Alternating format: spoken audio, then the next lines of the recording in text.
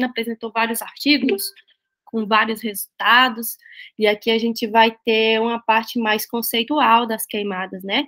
Do comportamento do fogo, da combustão, e também vou falar dos determinantes, né? E se vocês tiverem alguma dúvida, vocês falem aí no áudio, porque a partir de agora eu não estou enxergando mais nada aqui. Né?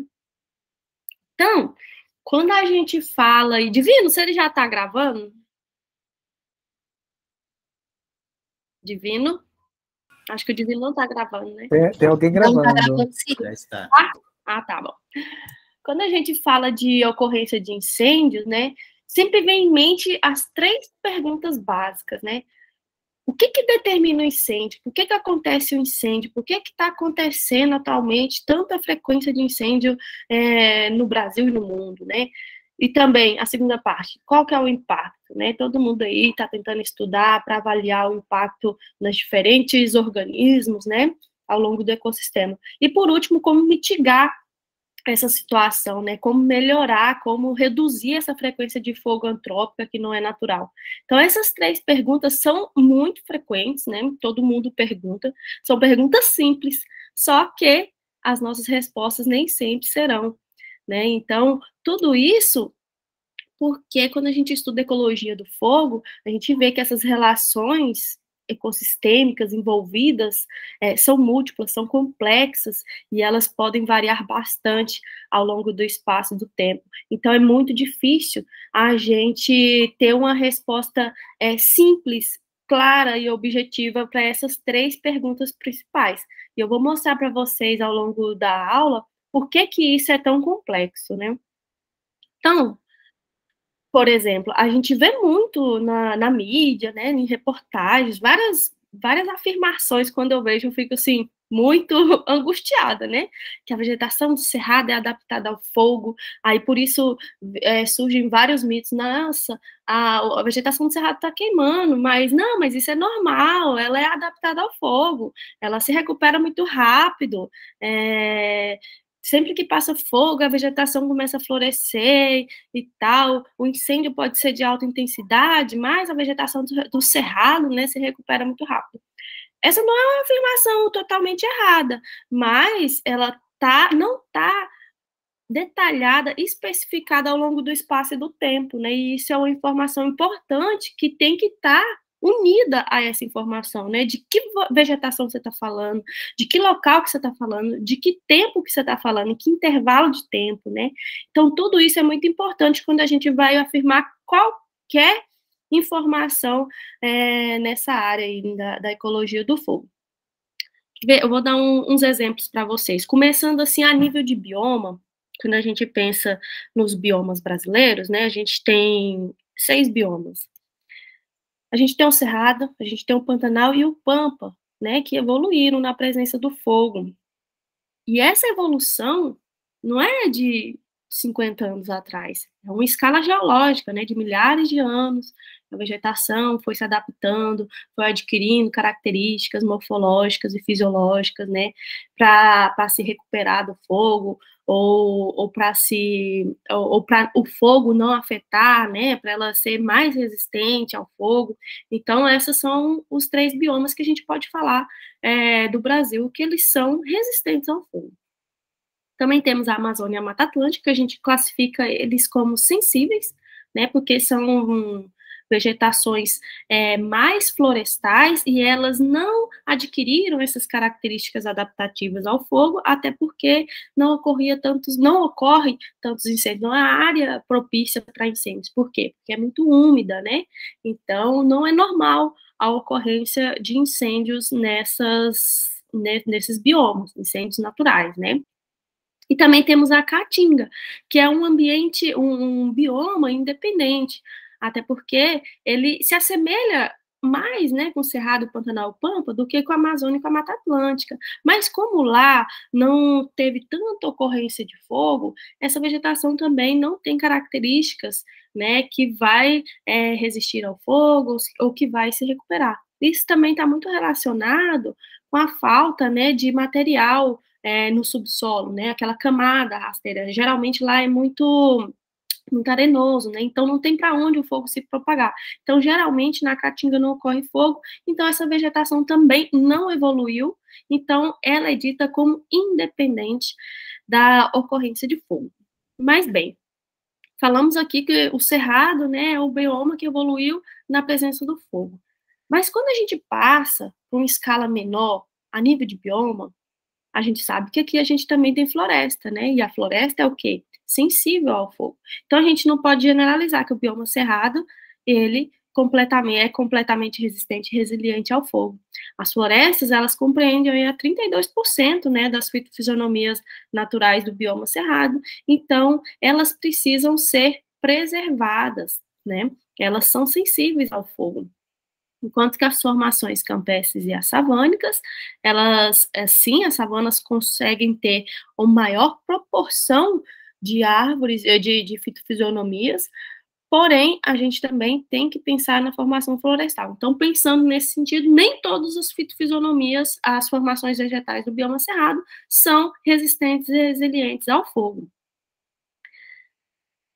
Afunilando um pouco mais a questão da formação vegetal, a gente pode passar para dentro de uma fitofisionomia, né?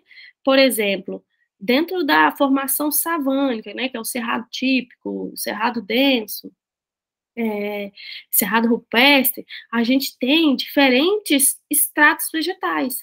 E o fogo também vai afetar de forma diferenciada, né? Não são todos os estratos vegetais que são resistentes e resilientes ao fogo. E eles estão também associados a uma questão temporal, né? De queima. Por exemplo, quando passa um fogo, numa vegetação de formação savânica, em média, a biomassa consumida de árvores e dos arbustos gira em torno de 40%. Enquanto que a proporção de biomassa consumida é aquela, né, que vira cinza, ou que é emitido carbono para a atmosfera, gira em torno de 90%. Então, quase toda a parte das gramíneas e das herbáceas são consumidas pelo fogo. Então, se você avaliar nesse momento da queima, o que a gente pode falar? Que o fogo afeta a biomassa de herbáceas e gramíneas mais do que afeta a biomassa de árvores e arbustos, não é mesmo? Mas, se a gente for avaliar esse impacto ao longo do tempo, esperar que ocorra chuvas, né, para ver a recuperação, a gente vê que o crescimento dessas herbáceas, apesar delas terem perdido muita biomassa, perdido muito carbono, elas podem se recuperar em torno de um ano. Elas crescem muito rápido, elas são fortes competidoras nesses ambientes que são muito claros, com altas temperaturas, né, elas são muito competidoras. Enquanto que se uma árvore morrer, ou um arbusto, ou perder pelo menos parte da copa, ela vai demorar muito tempo para ela recuperar aquela biomassa, e a gente estima uma média aí de 8 anos para recuperar essa biomassa. E até então eu não estou falando de riqueza, diversidade, eu estou falando só de biomassa. Então, é muito importante a gente assumir os impactos do fogo sempre considerando a escala de tempo também, não só a escala espacial, é o bioma, é a formação vegetal, é o extrato vegetal, né, mas também em que escala de tempo que você está observando, né, esse impacto é justo comparar o crescimento de uma árvore que demora 8 anos para crescer com o crescimento de herbáceas e gramíneas que demora mais de um ano, no mínimo um ano, né? Então, tudo isso tem que ser levado em consideração. E aí a gente pode afunilar mais um pouquinho, né? Eu trouxe mais um exemplo com relação à espécie vegetal. Dentro do extrato lenhoso, a gente pode ter uma gama de diversidade assim, de tipos de casca, né, nas árvores, né? A gente pode ter desde aquelas espécies com casca bem fininha, como aquelas mirtáceas, né? E outras bem mais grossas, como o strychnus, né? O eritrócoccus tuberoso. E essa casca, ela desempenha uma função muito importante na questão do fogo, né? Quanto maior a espessura dessa casca, mais proteção térmica esse indivíduo vai ter com relação aos tecidos internos, né? Mais proteção quanto maior a espessura da casca, maior será a proteção térmica. Então, nesse sentido, mesmo você considerando o mesmo extrato lenhoso, né, a gente tem diferentes espécies com diferentes níveis de espessura de casca. Então, essas espécies, dentro do mesmo extrato vegetal, também serão afetadas de forma diferenciada pela ocorrência do fogo, né? E aí, afunilando aqui, por último, a questão do indivíduo. Por exemplo, esses são indivíduos, imagine que esses são indivíduos de uma única espécie. Passou o fogo, aí você chega na área. Todas as árvores estão lá sem folhas, por exemplo. O que você vai imaginar? Que todas morreram. Então, você vai falar que o fogo foi muito intenso, foi muito severo, matou quase todas as árvores, né? Só que quando você espera um prazo, né, para essa vegetação se recuperar, espera a chuva ocorrer, essa vegetação vai começar a rebrotar. E pode ser que você chegue lá, essas árvores possam estar rebrotando aqui da copa ou da base, e você pode inferir que ela não morreu, né? Se está nascendo folhas e folhas tanto na base quanto no caule, é porque ela não morreu.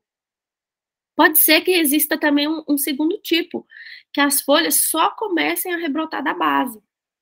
Ou seja, pode-se inferir que a biomassa aérea morreu, né? Essa parte aérea morreu e a vegetação está ali buscando nutrientes do solo, ali das suas raízes, dos seus xilopódios, né?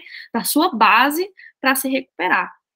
E existem outros casos, né, que são super severos, que é a morte total do indivíduo. Você pode estar lá acompanhando ele ao longo do tempo, ele pode estar em pé, mas ele está morto, ele não vai rebrotar. E muitas vezes ele pode até cair, né, e virar decomposição. Então, tudo isso está associado à severidade do fogo. Então, pode ser que mesmo dentro de uma mesma espécie, de indivíduos diferentes, o fogo possa ter passado ali em momentos diferentes, né? O fogo pode ter sido mais severo aqui, nessa parte que estava esse indivíduo, e menos severo nessa parte que estava esse indivíduo que não morreu. Então, é muito complexo a gente dizer que tal espécie, ela é resistente ao fogo, né? Outra questão também que eu coloquei aqui, tentei colocar árvores menores, né, e árvores maiores, porque a chance de árvores maiores sobreviverem ao fogo é maior também, porque elas estão ali acima das zonas das chamas, né, as chamas ocorrem ali em média 2 metros de altura, então, quando o fogo passa, ela acaba que não mata essa copa, né, então a chance dessa árvore sobreviver, se ela for maior que 2 metros de altura, é muito maior. Então, tem muita coisa relacionada, né? E é por isso que a gente faz levantamentos florísticos para ver a proporção, né? Quantos dos indivíduos de tal espécie rebrotaram, quantos que rebrotou da base, quantos que rebrotaram da copa. A mortalidade foi alta para tal espécie, aí sim, né, que entra aí nossos estudos. Mas, antes disso, a gente precisa avaliar com muita cautela se está falando a nível de bioma, se é a formação vegetal, se é extrato vegetal, se é espécie ou se é indivíduo. Bom, já falamos de tudo isso, então agora a gente vai ver a parte principal do nosso estudo, que é o comportamento do fogo. O comportamento do fogo, como eu falei inicialmente, é complexo porque ele está conectado com os seus efeitos e os seus preditores. Ou seja, da mesma forma que o comportamento do fogo afeta a vegetação e o clima, esses mesmos parâmetros irão influenciar o comportamento do fogo, formando aí um feedback, né? Eu acho que vocês já ouviram muito falar dessa questão do feedback positivo. Quanto mais fogo tem, mais a vegetação fica aberta, mais ela fica seca, então ela fica mais suscetível à ocorrência de uma nova queimada. Então, é isso que ocorre. Então, todo esse processo sistêmico, ele precisa ser avaliado de forma integrada. Não tem como você ir lá e só avaliar o efeito de uma determinada variável, não. Você pode estar chegando aí a uma conclusão errônea, né? Porque existem múltiplas variáveis que estão ali influenciando. E tudo isso vai variar também aí de acordo com a vegetação que você está avaliando, a formação vegetal, com o tipo de extrato vegetal. Então, tudo isso tem que ser muito bem avaliado. Então, em termos de comportamento do fogo, a gente vai começar aqui do básico do básico, né? Que quais são os elementos necessários para que o fogo ocorra. Eu acho que o Divino já introduziu essa parte do triângulo, né? Então, essa parte da combustão é um fenômeno físico que resulta dessa combinação, né, entre calor, combustível e comburente. Isso faz desenvolver uma luz, um calor, que seria o produto da queima, né? Mas aqui agora eu quero saber de vocês. O que vocês acham que seria o combustível na vegetação do cerrado? O que vocês acham que pode ser?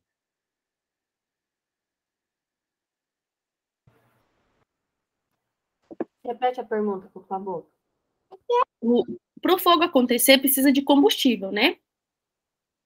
Quando a gente pensa no cerrado, o que seria o combustível para o fogo acontecer no cerrado? Professora Letícia, bem, quando você explica ali sobre o extrato graminoso, creio que ele seria o componente maior para esse combustível, né? Exatamente.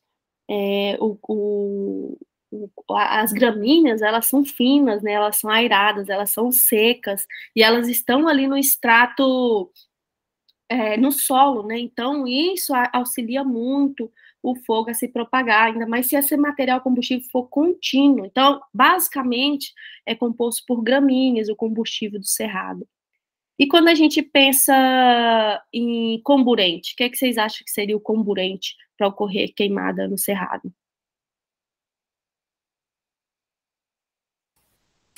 Oxigênio, né, Letícia? E Exatamente. acho que, assim, um dos grandes medos da ciência hoje em dia é o processo de savanização, né, que é justamente a modificação da paisagem, essas florestas de transição, com essas gramas adentrando essas florestas e levando o fogo com mais intensidade, e as plantas não terem essa adaptação, né, como a gente vê no Cerrado. Exatamente. E aí, o oxigênio tem, o combustível ela está formando, né? Como que faz? E, e aí tem o calor. O que vocês acham que seria o calor nessas fitofisionomias? Poderia ser.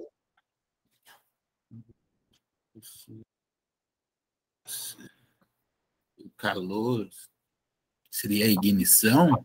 Isso. O que seria o fator de ignição para esse triângulo dar certo? Muito calor retira a umidade do ar, né, e torna mais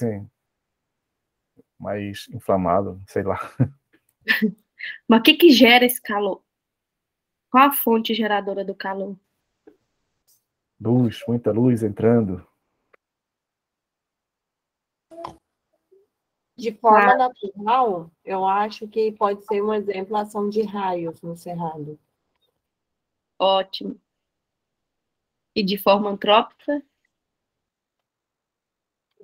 Vai desde fuga de limpeza de pastos ou qualquer coisa nesse sentido, até para daquele lixo que é deixado em algum lugar natural, que esquenta muito com o sol, por exemplo, e consegue virar uma faísca. Exatamente. Perfeito. Então, em resumo, o combustível do material combustível é aqueles ramos finos das folhas das lenhosas que caem ou dos ramos finos das herbáceas, né? A gente tem as folhas, só que a maior proporção são gramíneas, né? Com questão do calor, a fonte de ignição, no Cerrado são raios, mas em outras regiões podem ser os vulcões, né? Porque aqui a gente não tem vulcão. Então, essa é uma fonte de ignição natural, raios e vulcões. E com relação às fontes de ignição artificial, a gente sabe, né, que quando você ateia fogo em qualquer região, corre o risco desse fogo se propagar para a vegetação nativa. Então, as fontes de ignição podem ser através dessas atividades agropecuárias que usam o fogo para limpar o pasto ou para renovar, né, para plantar nova vegetação, ou que depois que desmata tem que sumir com aquele material combustível dali, então acaba que eles ateiam fogo, e esse fogo pode ser prejudicial, porque ele pode atingir áreas, né, que não são esperadas, né, que são áreas de preservação.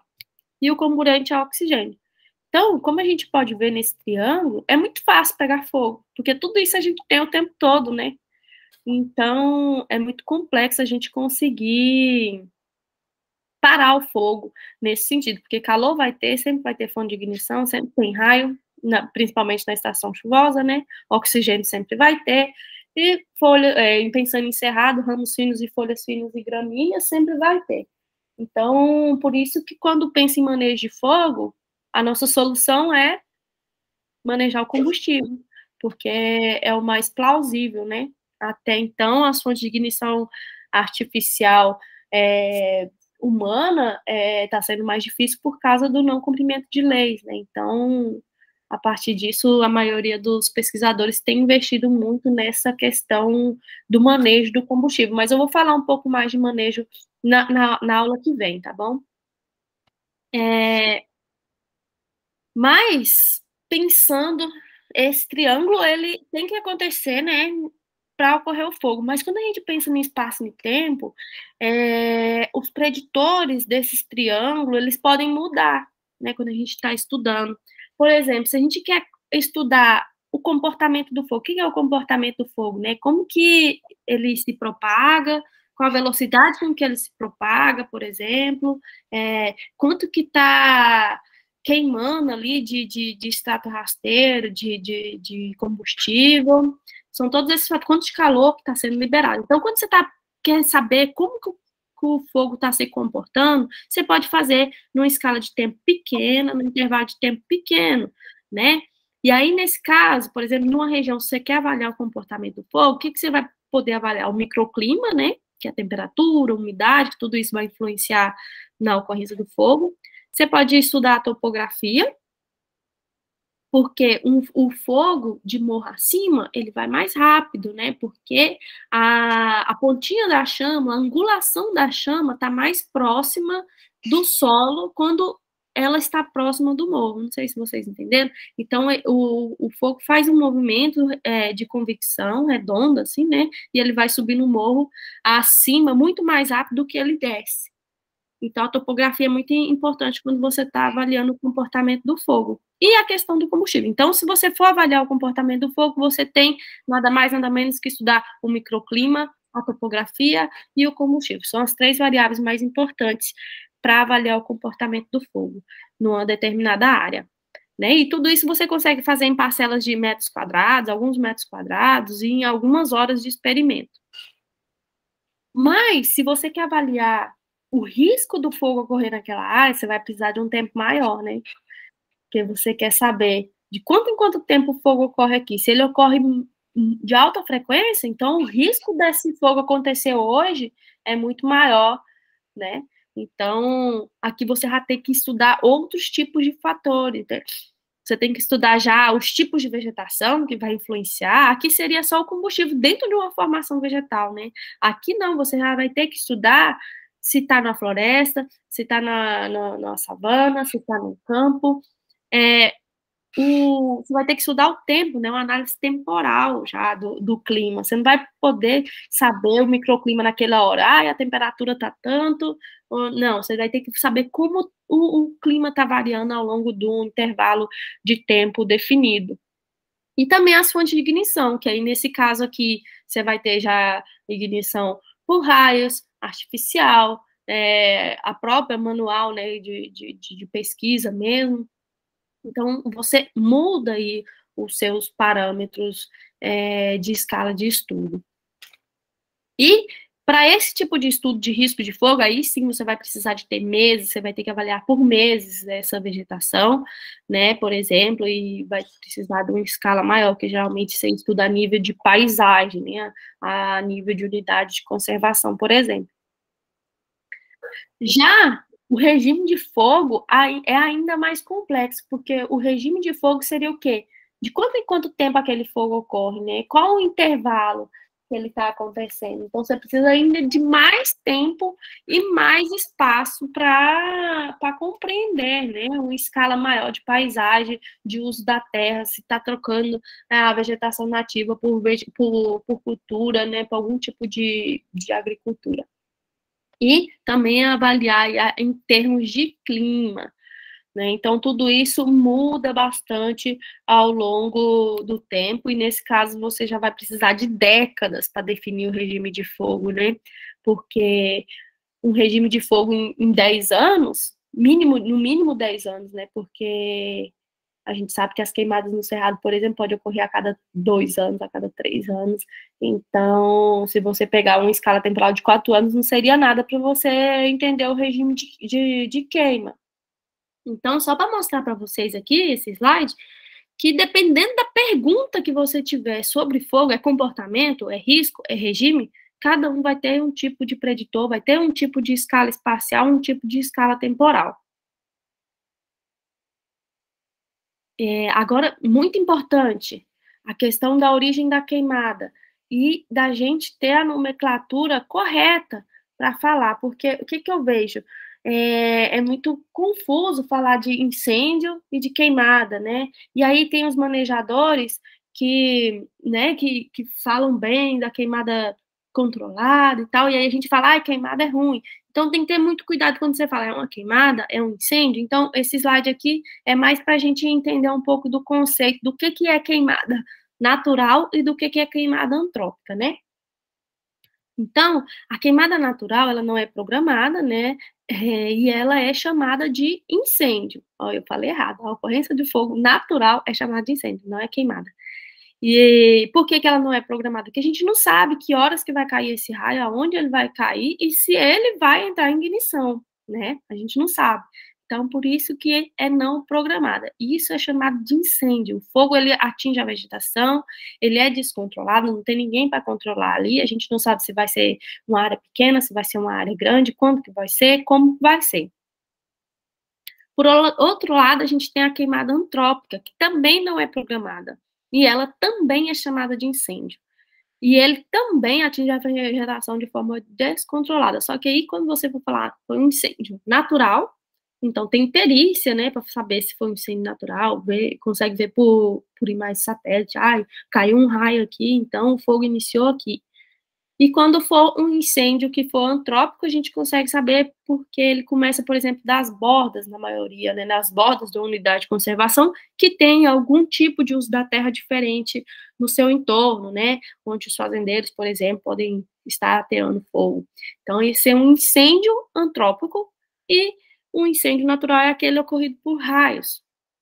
Agora, quando a gente passa aqui para as queimadas que são programadas, ambas essas queimadas são controladas, mas a queimada que a gente só chama de controlada é aquela queimada que ela é feita por atividades agropastoris, né? Geralmente associada aí a algum objetivo de limpeza, de pastagem ou de barrebrota, né? Só que nem sempre essa queimada ela fica controlada, né?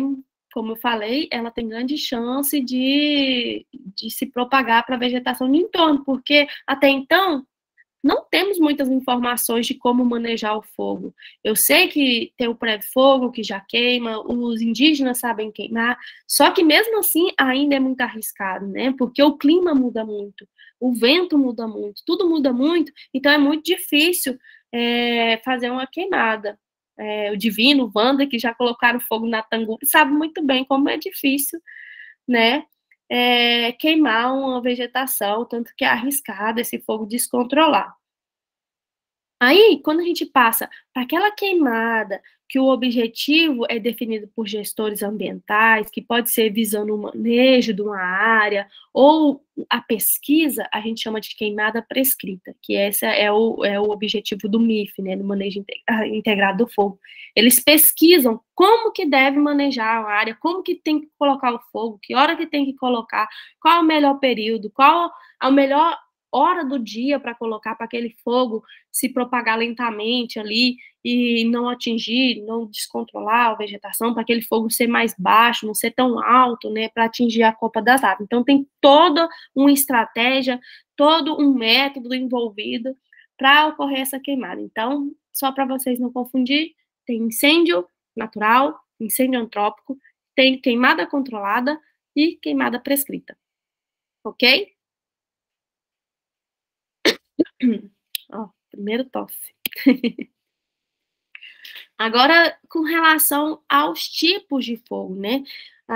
O fogo pode ocorrer de diferentes formas na vegetação com relação ao meio de propagação, né? E isso também vai ter um impacto diferenciado na vegetação. Por exemplo, as queimadas no cerrado, geralmente elas são de superfície, elas ocorrem aí no estrato vegetal ali, e aí no estrato mais arbustivo, nas gramíneas, e ela atinge até 1,80 m, em média, né? Então, ela pega ali, acaba que entra em ignição os indivíduos menores, que é os que eu falei para vocês, que eles se recuperam muito rápido. Então, o impacto dessas queimadas que são de superfície são menores, né?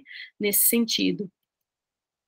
Mas existem alguns incêndios ou queimadas, que elas podem atingir a copa das árvores. E nesse caso, elas são um pouco mais severas, porque nesse caso ela vai estar ali destruindo as gemas dos indivíduos arbóreos, né? E como eu falei antes, os indivíduos arbóreos eles demoram mais tempo para se recuperar do que os indivíduos do estrato rasteiro, né? E aqui, como mais extremo, temos aquelas queimadas subterrâneas, que não são tão comuns, mas elas ocorrem bastante em veredas, por exemplo, porque quando ocorre a seca, essas veredas, têm muito ar dentro do solo, né? Elas têm uma turfa ali, um humus embaixo do solo, que quando ocorre a seca, tem muito oxigênio embaixo do solo, então ocorre esse fogo embaixo do solo. E esse fogo embaixo do solo, ele é muito impactante para a vegetação, porque o que ele faz? Ele queima as raízes, então a chance dessa vegetação se recuperar depois dessa queima é mínima, né? Então, ele acaba que destrói todos os indivíduos, tanto os arbustos quanto os arbóreos, né? Todos os tipos de estratos. Então, ele é considerado o mais impactante em termos de propagação segundo o meio. Agora, com relação à caracterização geral das queimadas, né? Sem ser pelo meio de propagação. Como que a gente pode caracterizar as queimadas? Como eu já expliquei um pouco, tem o comportamento, tem o regime e tem os padrões espaciais, que você consegue ver em uma escala maior. Tem comportamento e regime que você também consegue ver por padrões espaciais, mas eu vou explicar cada um detalhadamente para vocês. Bom, então, em termos de comportamento do fogo, a gente pode ter velocidade, intensidade e calor liberado. O que é a velocidade do fogo? A velocidade, é o próprio nome, né? A velocidade com que o fogo se propaga. Só que existe algumas relações com essa velocidade do fogo, né? Por exemplo, em termos de tempo de residência, não sei se vocês já ouviram falar nesse termo. Muitas vezes o fogo, ele ocorre de forma muito lenta. E quando o fogo é muito lento, ele acaba que consome mais a vegetação do que aquele fogo que só passa ali, que a gente fala lambe, né? Só lambe a vegetação. Tem um fogo que passa muito rápido e ele não consome, não consome aquele material combustível. E outros, ele fica ali na árvore por horas. Isso é muito visto em floresta, né? Tem muitos vídeos mostrando o fogo ali fica no calo daquela árvore ali até alguém apagar ou a árvore morrer. Então, porque tem muito combustível dentro daquele caule seco, né? Então, o tempo de residência é muito estudado em termos de velocidade do fogo. No cerrado da vegetação, geralmente o fogo é muito rápido em relação às formações florestais. Então, por isso que na maioria das vezes o fogo, apesar dele atingir áreas menores, né, uma área queimada menor na floresta, ele é mais danoso porque ele fica ali consumindo a vegetação e ele não passa, né? Então, tem que estudar toda essa relação entre o tempo de residência ou não. Agora, passando para a intensidade do fogo, a intensidade do fogo a gente confunde muito, né? Um tema, o fogo foi muito intenso. Mas, na verdade, quando a gente fala desse cálculo de intensidade do fogo, a gente só está falando do material combustível, a gente não está falando de impacto na vegetação, né? E como que a gente calcula essa intensidade do fogo, né? É uma fórmula simples de multiplicação. Você tem um calor efetivo da combustão, que é um fator que já é consolidado na literatura, por exemplo, o fator de combustão para a savana é de 15,50, não, 15.500, né, e para a floresta é 20.000. Por que para a floresta é 20.000? Porque ela precisa de mais calor para ela entrar em ignição. Então, tudo isso, todas essas informações são extraídas no laboratório, né? E elas são definidas na literatura. Então, você coloca essa informação aqui nesse cálculo, né? De calor efetivo da combustão. E ela é dada por quilojoules por quilograma. O termo aqui do meio é o combustível fino consumido, né? O que consumiu naquela vegetação? E como que a gente vê o combustível fino consumido? Você vai lá, mede quanto que tem de gramínea antes do fogo. Na hora que passa o fogo, você vai lá e mede de novo e vê o quanto que perdeu. Então, aí você vai ter a quantidade de consumo. Então, você diminui, né, o valor inicial pelo final, e aí você vai saber o quanto de combustível que consumiu. E aí você multiplica pela velocidade do fogo. E aí você vai ter a intensidade do fogo. Ou seja, a intensidade do fogo vai ser muito alta se tiver muito combustível consumido e se a velocidade do fogo for rápida. Então, seria a energia liberada por unidade de comprimento. Então, à medida que o fogo corre, quanto de energia está sendo liberada? Mas essa não é uma medida de impacto de fogo na vegetação. É uma medida, como se diz a professora Heloísa, é uma medida para bombeiro saber apagar o fogo. Não é uma medida de impacto na vegetação. Isso tem sido muito confuso, para o cerrado, principalmente. Para as florestas, tem sido associada a impacto. Muitas vezes tem lá estudos, sim, falando que quanto maior a intensidade do fogo, pode ser que essa vegetação tenha sofrido maiores danos. Mas para o cerrado, isso não significa muita coisa, porque, como eu falei, a vegetação tem muito material combustível, então a intensidade do fogo sempre vai ser muito alta, e nem sempre está associada com impacto.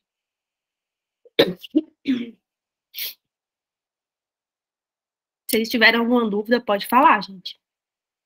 O calor liberado é muito importante também.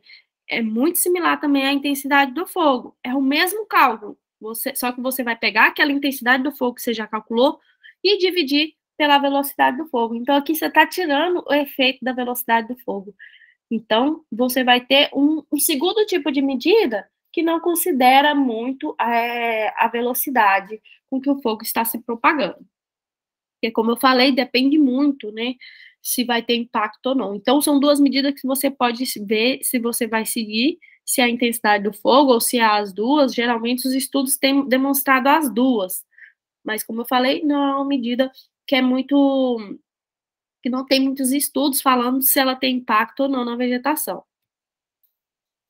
Né? Em termos de impacto, então, só para resumir, quanto maior a velocidade do fogo, quanto menor, na verdade, quanto menor a velocidade do fogo, que é aquele tempo de residência que eu falei, que a vegetação consome mais combustível, né? Maior o impacto no meio ambiente. Quanto maior a intensidade, maior impacto, né, naquele consumo de material combustível, e a mesma coisa com relação ao calor liberado. Então, quanto mais lento for o fogo, mais impacto ele vai ter, e quanto mais intensidade, mais calor, mais material combustível vai estar sendo consumido, né? E quando a gente pensa em material combustível consumido, a gente tem que lembrar que está emitindo carbono. Então, está impactando ali as emissões de carbono, por exemplo. Sendo que tem outros gases também, né? Não só carbono, mas o que a gente mais estuda para ver, né, fala efeito estufa, é o carbono, né, por exemplo. Agora, passando aqui para a questão do regime de queima. Já o regime é de quanto em quanto tempo ocorre aquele fogo, né? Qual o intervalo e qual o período do ano que ele ocorre. Então, com relação à frequência, a gente pode analisar apenas o número de ocorrências do fogo num determinado local. Aqui é o estudo que o Divino mostrou bastante, que o Vanderlei também trabalhou lá, da Fazenda Tanguro. Essa aqui é a área de controle, que eles não colocaram fogo, e essa aqui é a área que eles colocaram fogo a cada 3 anos, se eu não me engano. E olha a situação que ela ficou ao longo do tempo. Então, a gente consegue ver uma grande invasão de gramíneas, né, muitas árvores mortas, a vegetação completamente aberta. Então, uma destruição, né, uma floresta degradada, super degradada. Então, isso aqui é só um exemplo de uma área que sofreu uma alta frequência de fogo. Mas o intervalo de fogo, quando eu penso em intervalo de fogo, eu acho ele muito mais importante do que a frequência, porque o intervalo, ele vai ter a frequência. À medida que você estuda o intervalo de fogo, vai ter a frequência. Por exemplo, a gente pode ter... Não, vou mostrar aqui o exemplo. Primeiro, temos 2 áreas que foram avaliadas de 2000 a 2020, por exemplo, né? E todas as 2 áreas tiveram 2 queimadas. Mas o que vocês acham? Qual dessas 2 áreas? Essa área ou essa área está sofrendo mais pela frequência de fogo? Em termos de biomassa, né? Essa área ou essa área aqui? A segunda está sofrendo mais, porque os indivíduos arbóreos estão sumindo. Sim, a segunda área. Mas por quê? Se as 2 têm a mesma frequência de fogo, qual que é o fator que poderia explicar isso? As 2 têm frequência de fogo igual a 2. O que você acha que poderia ser?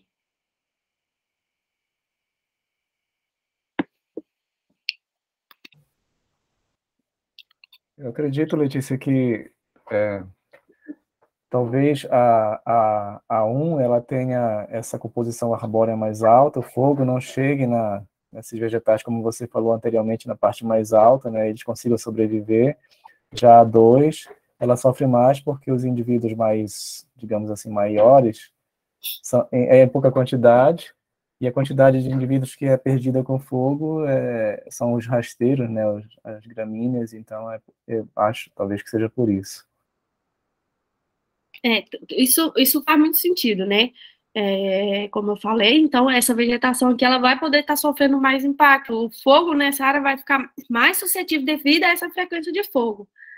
Mas assim, o gap assim da questão é que nessa segunda área o intervalo de fogo pode ter sido menor. Não deu tempo da vegetação se recuperar, entendeu? Por exemplo, nessa época, o fogo, nessa área aqui, pode ser que o fogo ocorreu no ano 2000 e depois ocorreu em 2010, ou seja, 10 anos depois, numa área de cerrado. Então, deu tempo dessa vegetação de se recuperar.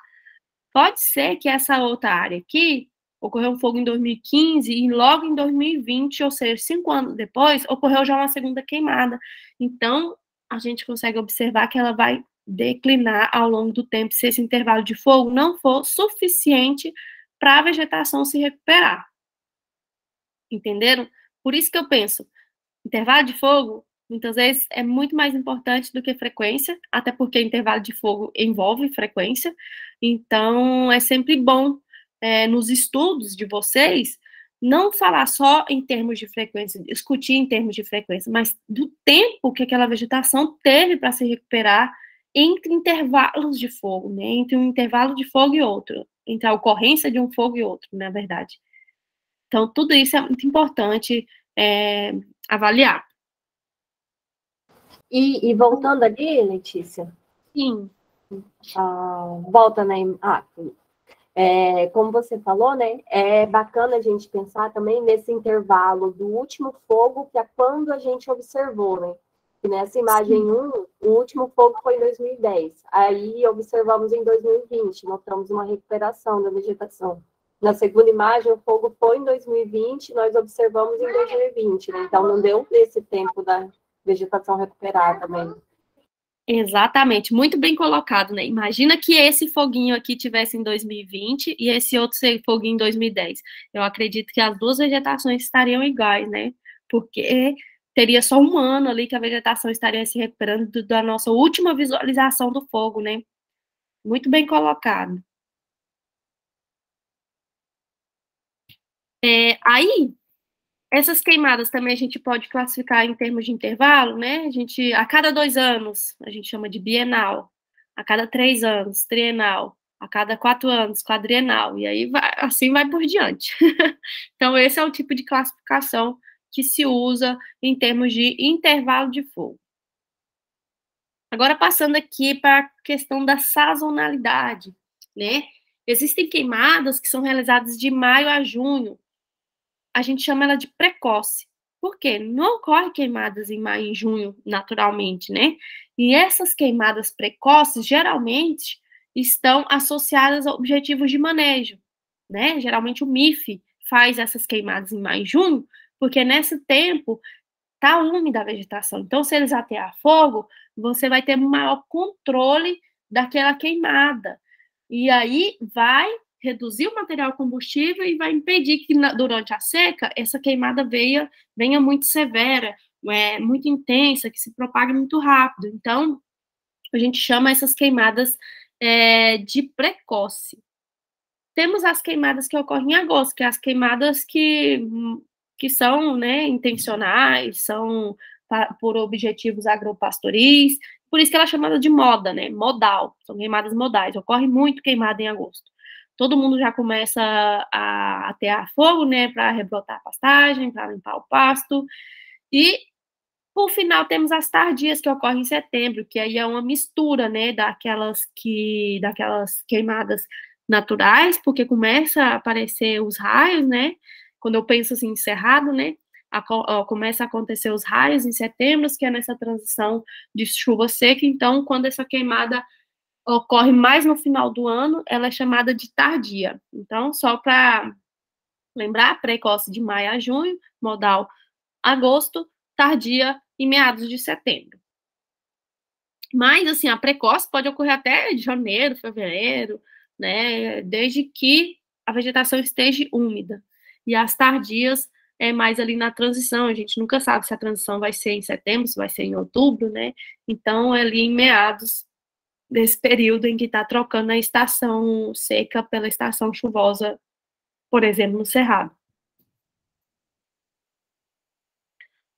Aqui é só para mostrar, né, como que fica a vegetação no período da chuva, por exemplo, do Cerrado, as gramíneas ficam bem verdinhas, né, e aqui é só para mostrar também um outro exemplo, como fica na seca. Então, aqui, como eu falei, as gramíneas são muito finas, são aeradas, e elas são muito fáceis de entrar em ignição, por isso que elas são importantes preditores para a combustão do fogo, né? Então, quanto mais gramínea tem, mais chance daquele material entrar em ignição, é um material de qualidade e é um material contínuo, né? Então, se pega um fogo, ele vai até onde acabar a gramínea. Então, se você não tem um acero, se você não tem um desligamento entre as manchas, né, de vegetação, o fogo ali vai se propagar enquanto tiver gramínea. Então, por isso que esses incêndios atingem grandes áreas quando eles ocorrem no cerrado, porque as gramíneas apresentam material contínuo aí, né, ao longo do estrato rasteiro. E agora, em termos aí de... voltando aqui, então, para resumir, quanto maior a frequência de fogo, maior o impacto na vegetação, porque essa vegetação não vai estar tendo tempo de se recuperar, né? E quanto menor o intervalo, maior o impacto.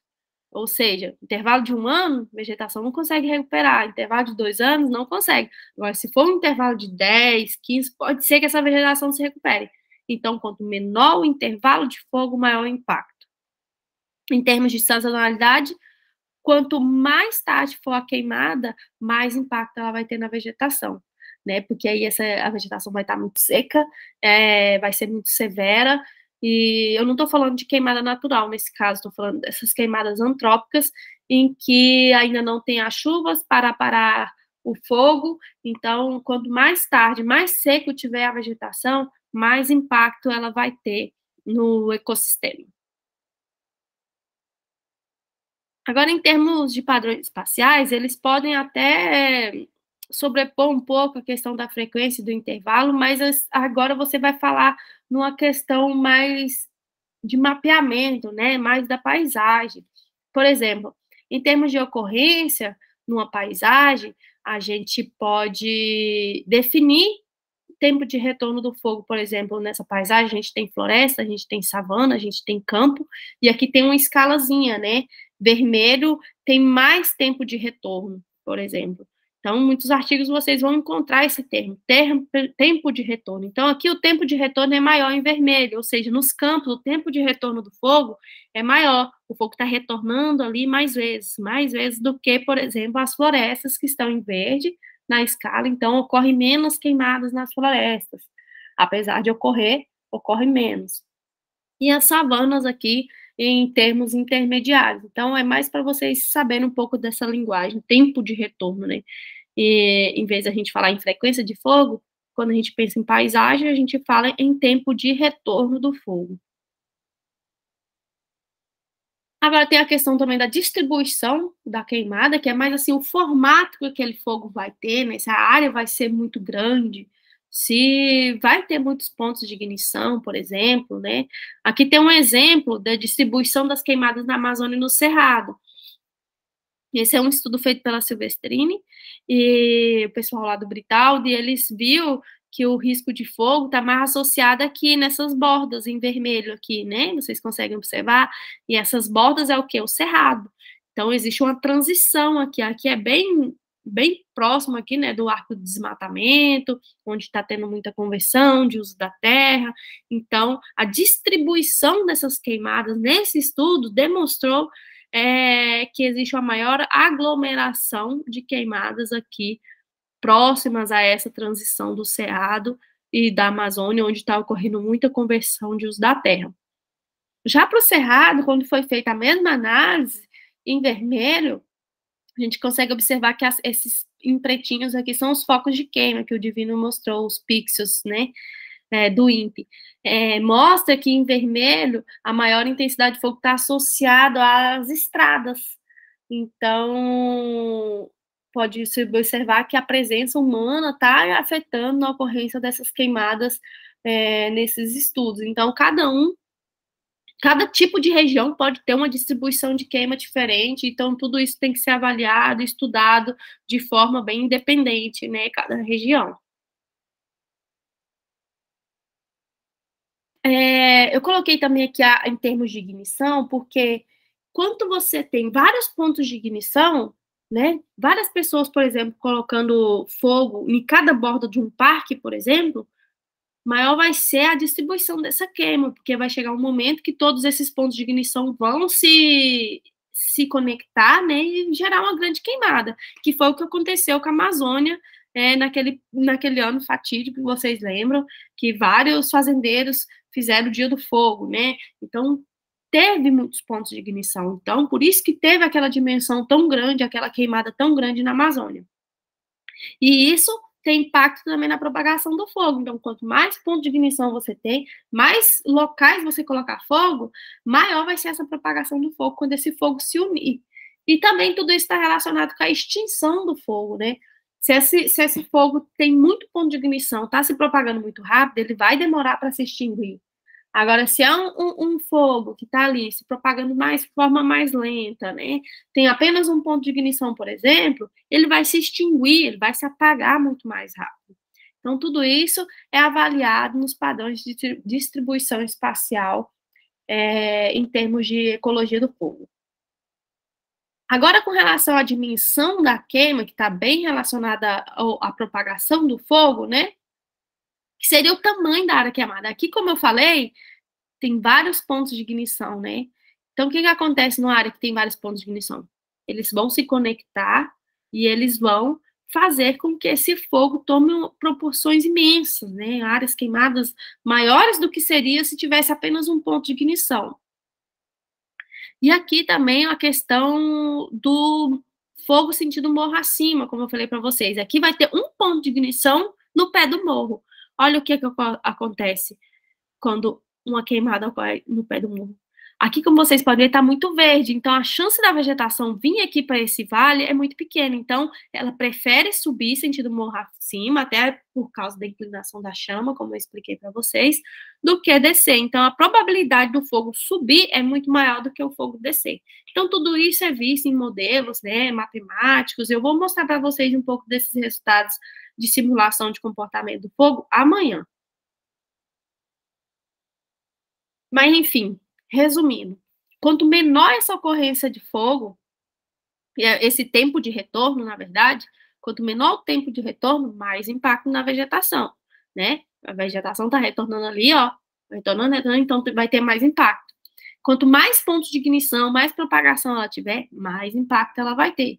Quanto maior foi essa área queimada, essa cicatriz de fogo queimada, mais impacto ela vai ter no meio ambiente. Porque quanto maior essa cicatriz de fogo, ou seja, mais consumiu biomassa, mais emitiu carbono para a atmosfera. E quando a gente pensa nos animais também, menos áreas de refúgio a gente consegue observar. Então, tem poucos espaços para a fauna se proteger, para elas entrarem em fuga, né? Então, quando a queimada é muito grande, essa cicatriz de fogo é muito grande, ela tem um grande impacto no meio ambiente. Finalizou essa parte, gente. Então, comportamento, regime e padrões espaciais. Bom, então, passando para a segunda parte, a gente já falou tudo de comportamento do fogo, agora a gente vai falar quem que prediz esse comportamento do fogo. O que que define o comportamento do fogo? Ele ser mais rápido, ser mais devagar, ser mais intenso, ser menos intenso, né? Liberar mais calor, liberar menos calor. Então, tudo isso a gente vai ver agora. Com relação a esses determinantes, a gente pode classificar a vegetação, o clima e a geologia. Em termos de vegetação, como a gente já viu, tem um tipo de vegetação, né, que é a cobertura arbórea e a biomassa aérea. A gente sabe que, por exemplo, quando a gente vê uma transição que vai de campestre para savana, a gente tem as savanas que tem mais biomassa, tem mais cobertura, ou seja, ela vai ter menos fogo, e uma vegetação mais campestre, que está ali com mais presença de gramíneas, mais suscetibilidade ao fogo. Então, essa é a vegetação que mais vai ocorrer fogo, em termos de cobertura arbórea. Então, quanto menor a cobertura arbórea, como das savanas, dos campos, maior vai ser a suscetibilidade ao fogo, assim, mais em risco de ocorrer fogo naquela vegetação, né? E aqui, voltando à questão da qualidade, continuidade e quantidade do material combustível fino, né? Esse material combustível fino que eu já comecei a explicar para vocês, tem, em termos conceitual, é toda a biomassa, viva ou morta, porque ambos, os dois, são importantes preditores, até 2 metros de altura, porque o fogo geralmente ocorre até 2 metros de altura, em média, né? E ele é composto por gramíneas, folhas, ramos finos de até 6 milímetros de diâmetro. Então, aqui tem um exemplozinho, né? Imagine na vegetação, uma caixinha aqui de 0,25 metros, que é o que todo mundo, a maioria das pessoas fazem quando coleta, e eles medem todo esse material combustível, desde gramíneas, folhas, ramos finos, e pesa esse material combustível, né? Que aí isso vai dar suporte para os estudos de flamabilidade da vegetação. Então, a maioria desses estudos tem demonstrado que esse conjunto de biomassa aqui, desses estratos vegetais, ele é um dos mais importantes preditor da flamabilidade. Então, se o ambiente tem muita gramínea, muita folha seca, muito ramo fino, ele vai ser altamente flamável. Quando a gente pensa também em termos de contribuição para esse material combustível, a gente observa assim que árvores e arbustos contribuem pouco para esse material combustível. Elas contribuem com aqueles raminhos fininhos, né, com algumas folhas que caem, mas a vegetação herbácea e a gramínea são as que mais contribuem. Em termos de 95%, ela vai formar esse material combustível aqui. Ou seja, quanto mais herbácea, mais gramíneas, mais suscetível vai estar esse ambiente ao fogo. Então, aqui é só uma simulação para mostrar um ambiente que tem 50% de combustível e um ambiente que só tem combustível. Ou seja, que só tem ramos, gramíneas e folhas secas. O que acontece com a propagação do fogo? Nesse aqui, o fogo vai mais rápido, ele vai atingir uma área maior. Nesse segundo caso verde, o fogo ele é mais lento, ele forma algumas ilhas aqui sem queimar. Então, a propagação do fogo vai ser alterada com essa proporção de combustível na vegetação. Então, quanto mais gramínea tem, ou seja, mais qualidade, quanto mais continuidade, mais quantidade de combustível fino, mais esse ambiente vai estar suscetível ao fogo. Agora, passando para o clima, que também é super importante, né? Temos o vento, a direção do vento. O vento vai ditar para onde esse fogo vai correr, né? Muitas vezes o fogo pode ocorrer no sentido contrário do vento. Quando ele ocorre no sentido contrário, ele é mais lento. Mas se ele estiver na direção do vento, ele vai muito mais rápido. Um exemplo, né? Aqui tem uma velocidade do vento menor e aqui uma velocidade do vento maior. Olha como vocês podem ver a diferença com que esse fogo vai se propagar. Nesse caso aqui, em que a velocidade do vento está lenta, a gente pode ver já um formato mais esférico, mais redondo, né? E aqui, onde a velocidade do vento está muito alta, a gente consegue já ver que esse fogo pode se propagar para outras áreas, atingir outras vegetações. Então, tudo isso é visto dentro de modelos, né?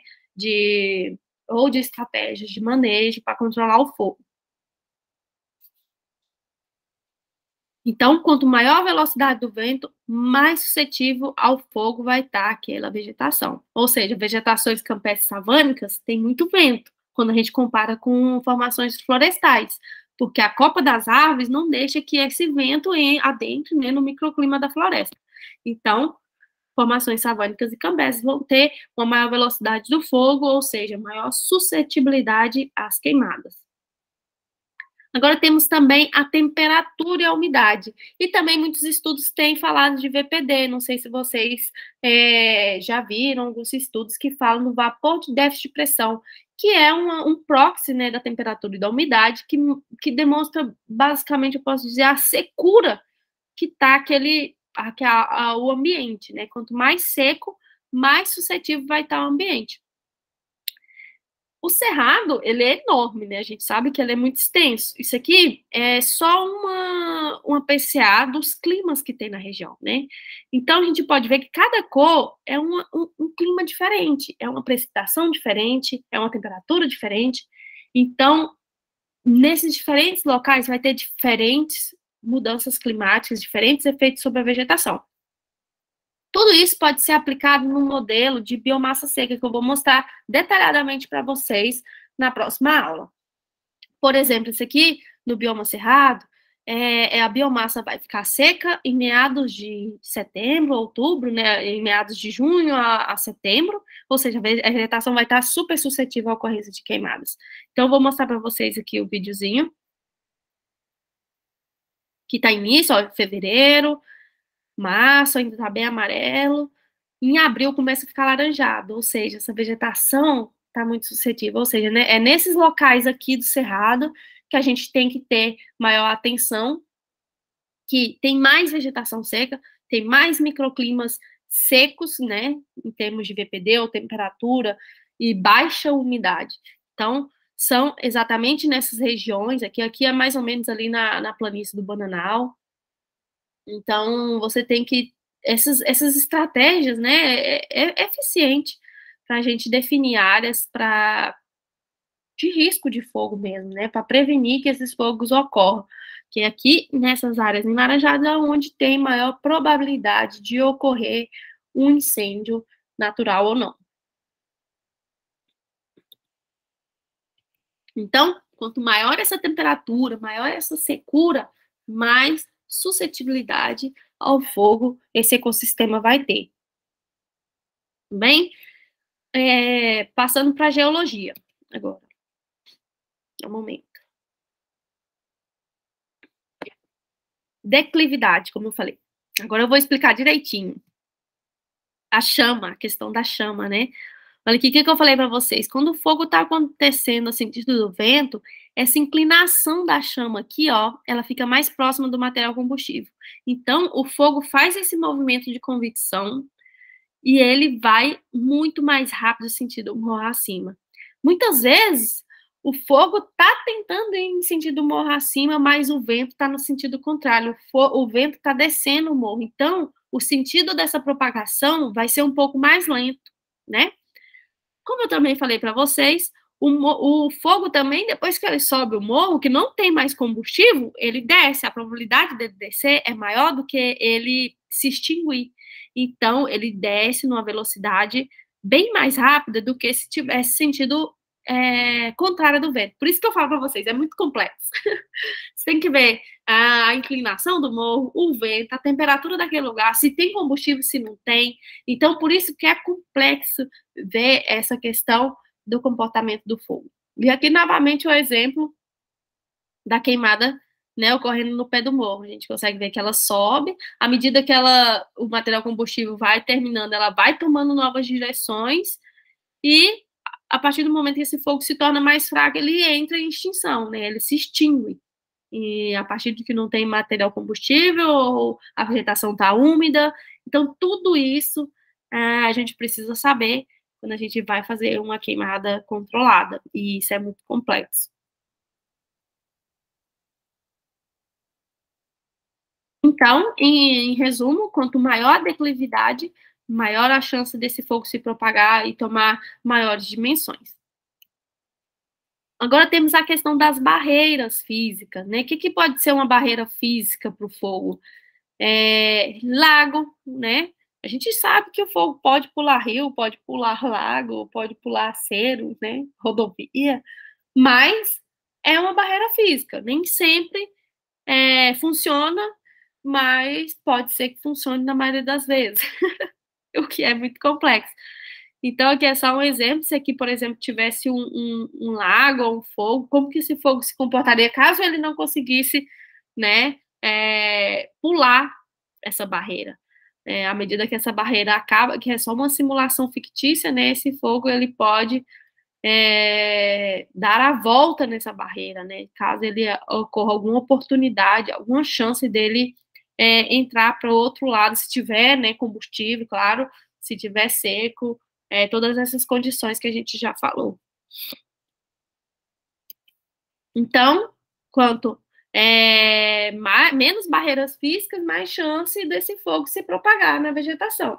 Então, se tiver muito lago, se tiver muito rio, se tiver muito acero, a chance desse fogo se propagar é menor.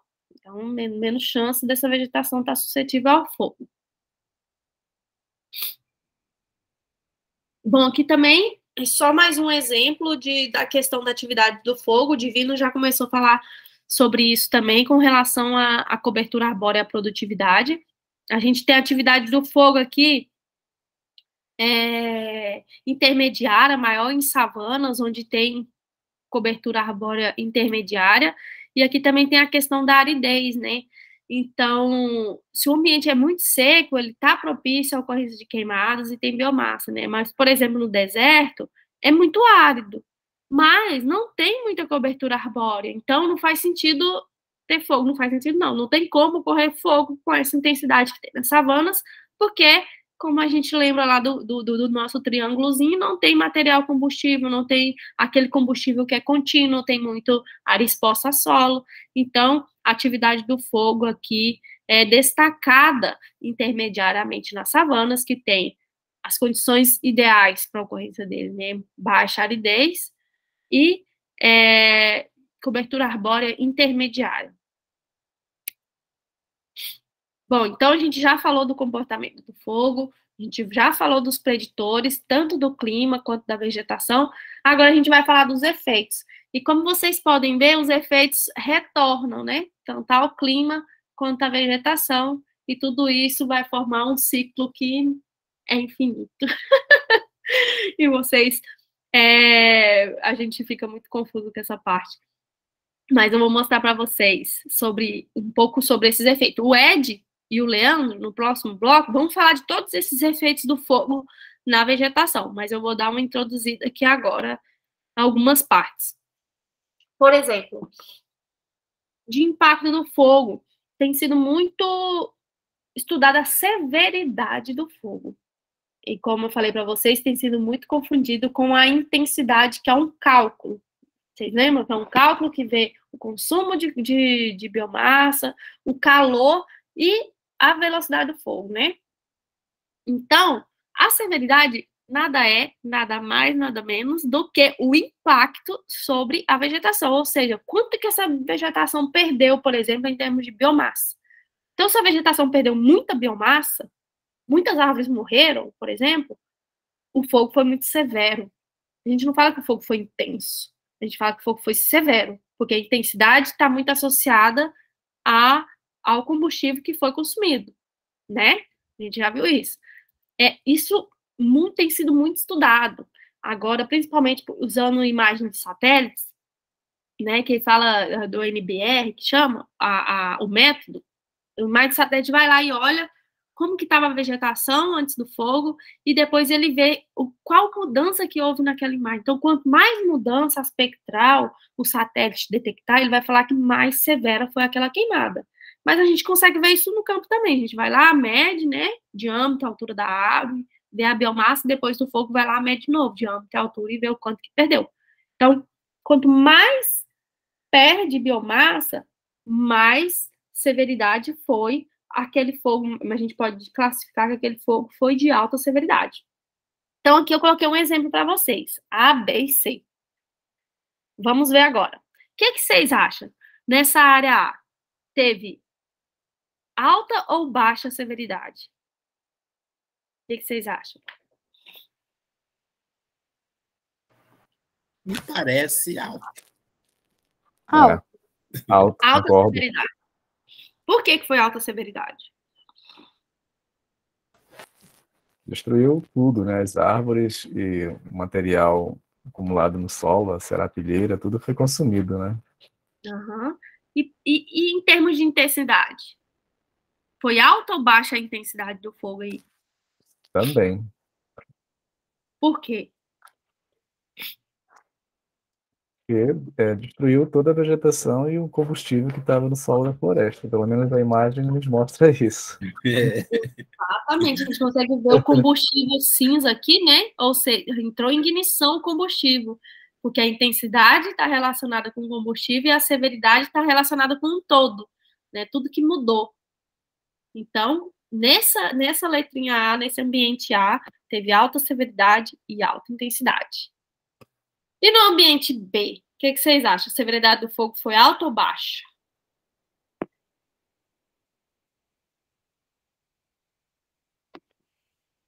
Parece que foi alta também. Porque essa árvore da frente aí, não sei se isso é a cor das folhas ou se as folhas estão assim devido à queimada. Estão secas as folhas, estão secas. Estão secas. Aliás, queimada não, incêndio, né?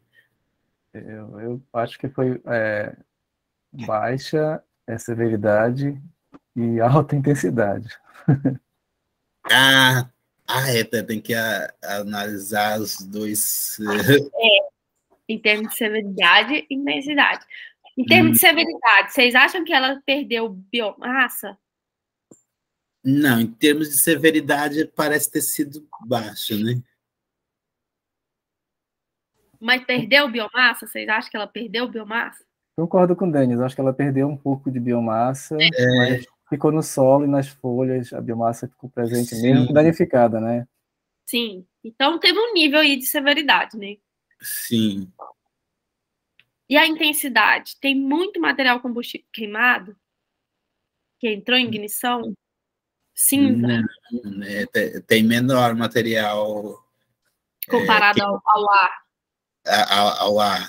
A gente vê mais ali naquele canto direito, as cinzas, Uhum. e o indivíduo morto deitado ali. Sim. Eu acho que a intensidade foi menor em relação à severidade.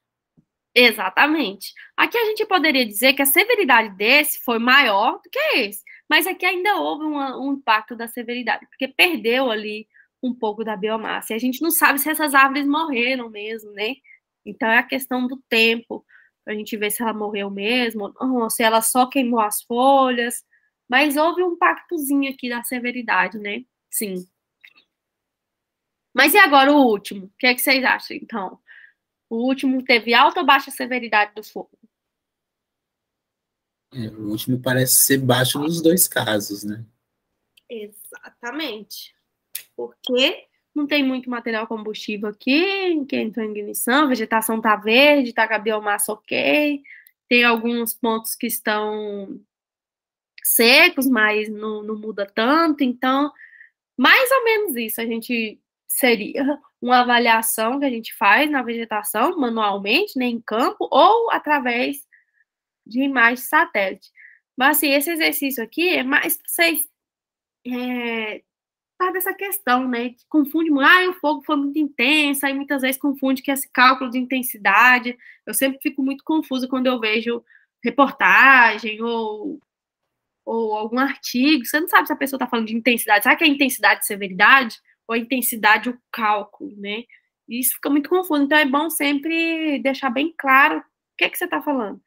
É de impacto? Ou o que você está falando? É aquele cálculo de intensidade. Então, é mais para vocês refletirem sobre isso e quando forem escrever os seus artigos, trabalhos, deixar isso bem claro, né? Bom, tá bom. Alguma dúvida? Quando a gente faz essa análise comparando áreas, assim, a gente tem que ser necessariamente no mesmo intervalo de tempo, no mesmo... Não. Não é necessário. Não, aí é seu método, né? Tem uns estudos que fazem assim, bem antes do fogo e bem depois do fogo. Aí depois vê, depois de 3 anos, o que aconteceu, 4 anos, aí vai depender da sua metodologia mesmo. Mas você pode ver isso, mas é igual eu falei, se você só vê antes e depois do fogo, você vai falar, nossa, se você pegar essa vegetação aqui antes e depois, eu falo assim, nossa, ficou completamente detonada. Eu perguntei isso porque semana passada eu fui para campo com uma colega aqui em Alta Floresta, né, ver umas áreas que o pessoal aqui de Alta Floresta tá acompanhando, e é uma área que sofreu 2 queimadas seguidas, né? Aí, antes de acompanhar essa colega da semana passada, ano passado eu acompanhei uma outra, e essa colega, ela chama Loriene, acho que o pessoal deve conhecer, faz o mestrado aí, faz o mestrado em Nova Chavantina. Aí teve várias áreas, vários indivíduos dela que ela deduziu como morto, né? Porque ela chegou lá, as árvores estavam todas sequinhas, todas queimadas, né? E aí alguns indivíduos estavam com aquele caso de rebrotação, com rebrota na base, né? Tudo. O caule principal que havia sido medido, ela considerou morto, né? Mas a árvore estava rebrotando na base. E aí, agora, na semana passada, quando a gente voltou com uma outra aluna, que é um outro trabalho, e aí, por coincidência, a aluna marcou, ela estava trabalhando com dados de xilema, né? Com dados, e aí, a gente olhando, né, ela marcou alguns indivíduos, e o mesmo indivíduo que ela havia marcado, né, que a gente estava olhando, esse indivíduo aqui, não estava na planilha dela. Ela falou, por que não está na sua planilha esse indivíduo? Não é da sua espécie? Você, mas eu não sei por que não está. Aí, quando ela foi ver, é porque na anterior, a menina tinha considerado como morto. Aí, então, para essa agora, ela não tinha aquele indivíduo na planilha, né? Sim. Não. Aí por isso que eu perguntei assim, tem que ter um tempo padrão para comparar as áreas, tudo, porque assim, do ano passado para cá, a árvore estava morta e agora está viva de novo. Não, isso é muito, muito, muito frequente, essa situação. Assim. A gente que tem parcela permanente, que remede, a gente olha na planilha anterior, tá morto, aí você chega lá, tá cheio de folha, aí você ressuscita a planta, né? Não, isso é muito comum, todo mundo, não sei quem estuda aí fitossociologia, vê a questão dinâmica, eu sei que a Lola vê, né, o Wander, Divino, é muito comum isso. Sabe qual era a nossa estratégia, Letícia? A gente podia fazer isso, né? Assim que o fogo passava, e quando os técnicos iam fazer a fenologia no campo, né? E aí eles viam a árvore morta, ela todinha sem folhas. Aí uma das estratégias usadas era sempre você riscar o tronco. Se o tronco estivesse verde, você dizia viva.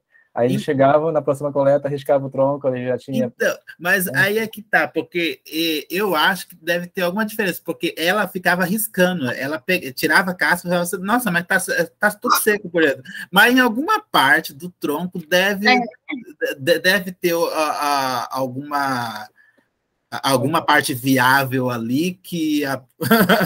Denis, aí que está o feeling, porque a gente também observou essa estratégia. Então, quando o técnico voltava, ele riscava sempre um lugar errado, porque pode ter aquela lance das cicatrizes de fogo, né, que com o tempo, uma parte da árvore morre, aí aquilo vira uma cicatriz, mas o outro lado dela está vivo e ela continua mandando nutrientes, aí vem as novas folhas. Então, a gente usava essa estratégia, sabe? Só que a gente tem que levar em conta que era um experimento científico, então tinha toda essa estratégia de mensalmente eles irem a campo, né? Em outros experimentos talvez não tenha isso, né? Porque assim, são trabalhos distintos os trabalhos das meninas, né? Porque o da Lauriane, ela estava realmente remedindo a área, né? Ela estava fazendo a segunda medição da área, da fitossociologia, estrutura da vegetação lá. Mas a da Jaqueline, ela foi com o objetivo unicamente de coletar caule, né? Coletar xilema de alguns indivíduos. E aí, né, coincidiu da gente perceber isso, porque como eu acompanhei as duas, eu consegui ver isso. Não, pois é muito comum isso. E no cerrado, por exemplo, quando elas começam a rebrotar, elas podem rebrotar da raiz, do xilopode. Agora, como que você vai riscar uma raiz para saber se ela está viva? Vai cavar um buraco para saber. Então, é verdade, né? É muito complicado. E é por isso que a gente tem que investir nos estudos de dinâmica a longo prazo, porque só assim você vai saber, né? Não tem um tempo certo, 2 anos, 3 anos, 4 anos. A gente tem áreas que a gente remede há, sei lá, 10, 20 anos remedindo aquela mesma área. E muitas das vezes a planta morre não pelo fogo, mas pode ser pela seca também. Elas perdem as folhas, pode ficar 1 ano sem folhas, de repente ela aparece lá com folhas. Então, é meio arbitrário, assim, né?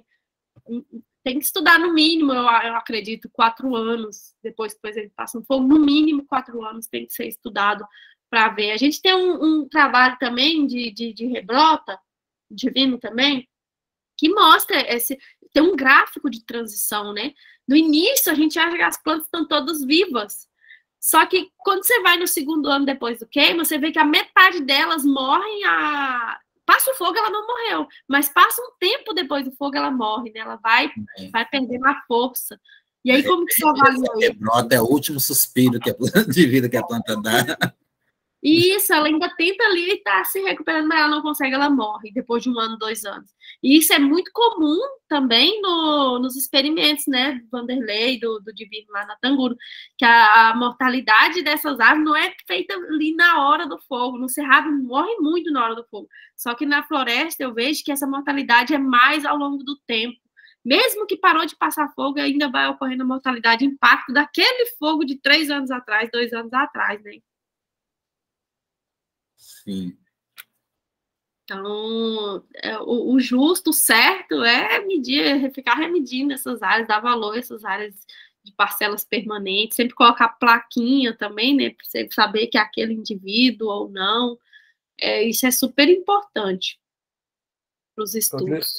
Eu acredito, Letícia, que talvez esse trabalho que a gente está tentando escrever agora com o Divino e o pessoal da Tanguru, essa questão da gente ver a datação do carbono que essas árvores estão utilizando. Talvez durante esse período em que a gente pensa que elas vão sobreviver, mas elas acabam definhando, né, morrendo, talvez elas estejam usando esse carbono que foi alocado há muito tempo atrás.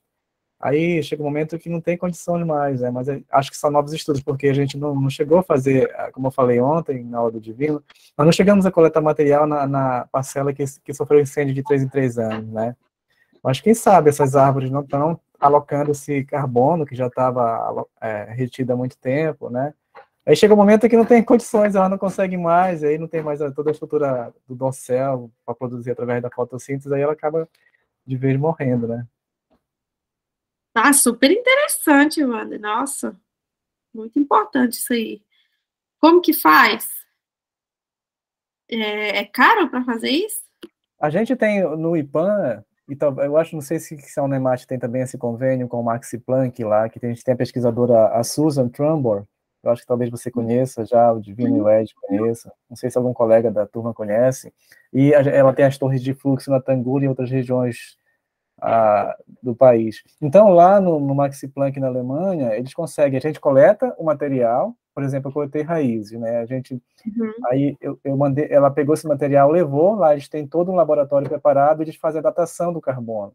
Eu acho que eles podem fazer das folhas, de repente, das flores, de pequenas estruturas, como pequenos caules, galhos, sabe? Eu acho que é uma coisa a se pensar, talvez uma sugestão para quem está trabalhando ainda nas áreas da cultura, de repente levar à frente isso. Eu acho que daí é um trabalho, um artigo maravilhoso. Muito chique. Muito chique. Não, beleza. Tá. Então, a gente já falou desse impacto, dessa perda de biomassa. Aí, agora a gente vai falar do passo 2, né? Perde biomassa. E essa biomassa, o que acontece com ela? Vira carbono emitido para a atmosfera, né? E aqui é só para mostrar para vocês, é uma revisão para o Cerrado, que compara o tanto de combustível fino que tem no campo e na savana em relação às florestas. Então, tem muito mais combustível, em torno de 0,6 quilogramas por metro quadrado, para campo e savana, e é muito inferior para a floresta. Contanto que floresta, se for floresta natural, teoricamente, preservada, teoricamente não vai ter gramínea. Então, como eu falei, as gramíneas dão qualidade para aquele combustível, né? Então, por isso que quando o combustível consumido na floresta é bem menor do que nas outras formações. Então, aqui tem o combustível, né, que é alto, o fator de combustão também dessas savanas e campos são altos em relação à floresta, e aqui tem o carbono emitido, finalmente, né? Então, a gente pode ver que é muito maior o carbono emitido na vegetação savânica que na formação florestal. Isso eu estou falando só de material combustível. Eu não estou falando daquelas emissões tardias. O que são as emissões tardias? Aquelas que o Wander acabou de falar. A árvore vai morrer depois, muito depois. Eu estou falando aqui das emissões na hora do fogo. São emissões imediatamente na hora da queimada. Então, na hora da queimada, por isso que é tão difícil calcular esse balanço desse carbono, né? Porque na hora da queima, o cerrado emite muito carbono. Só que esse carbono, ele volta para a vegetação em forma de estoque de carbono, porque a vegetação se recupera muito rápido. Já na floresta, ela tem menos, ela emite menos carbono, só que ela se recupera mais lentamente. Então, tudo isso tem que ser muito bem quantificado. E tudo isso ainda não está bem avaliado, nem para o Cerrado, nem para a Amazônia, assim, tão bem. E isso é muito importante, né? Enfim, e tem também, aqui é só o exemplo, novamente, que as árvores crescem mais lento, o combustível cresce mais rápido, e tem os outros gases. A gente sempre pensa, emitiu carbono, mas a vegetação do cerrado, ela vai estocar carbono em 1 ano, 4 anos, ela vai se recuperar. Então, o carbono que emitiu durante a queima pode retornar. Pode, né? Mas e os outros gases que não retornam, né? Tem muitos outros gases que é emitido, né? Por exemplo, pelo elemento nitrogênio, que dificilmente retorna para a vegetação. Então, tudo isso tem que ser muito bem calculado, muito bem balanceado. E isso é a nossa meta agora, né? Como que a gente vai conseguir balancear todos esses processos no bioma cerrado? Existe uma balança que eu falo, é um trade-off do uso do fogo, né? Por um lado, tem o fogo como uma ferramenta de manejo barata, eficiente, né, para os agricultores que conseguem limpar o pasto, e dificilmente a gente vai conseguir proibir esse tipo de ação, até porque a gente não tem muito apoio, né?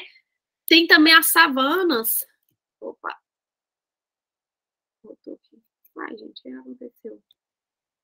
Tem também as savanas, né, que muitos estudos demonstram que de tempos em tempos ela tem que passar fogo, mas a gente também não sabe de quanto em quanto tempo.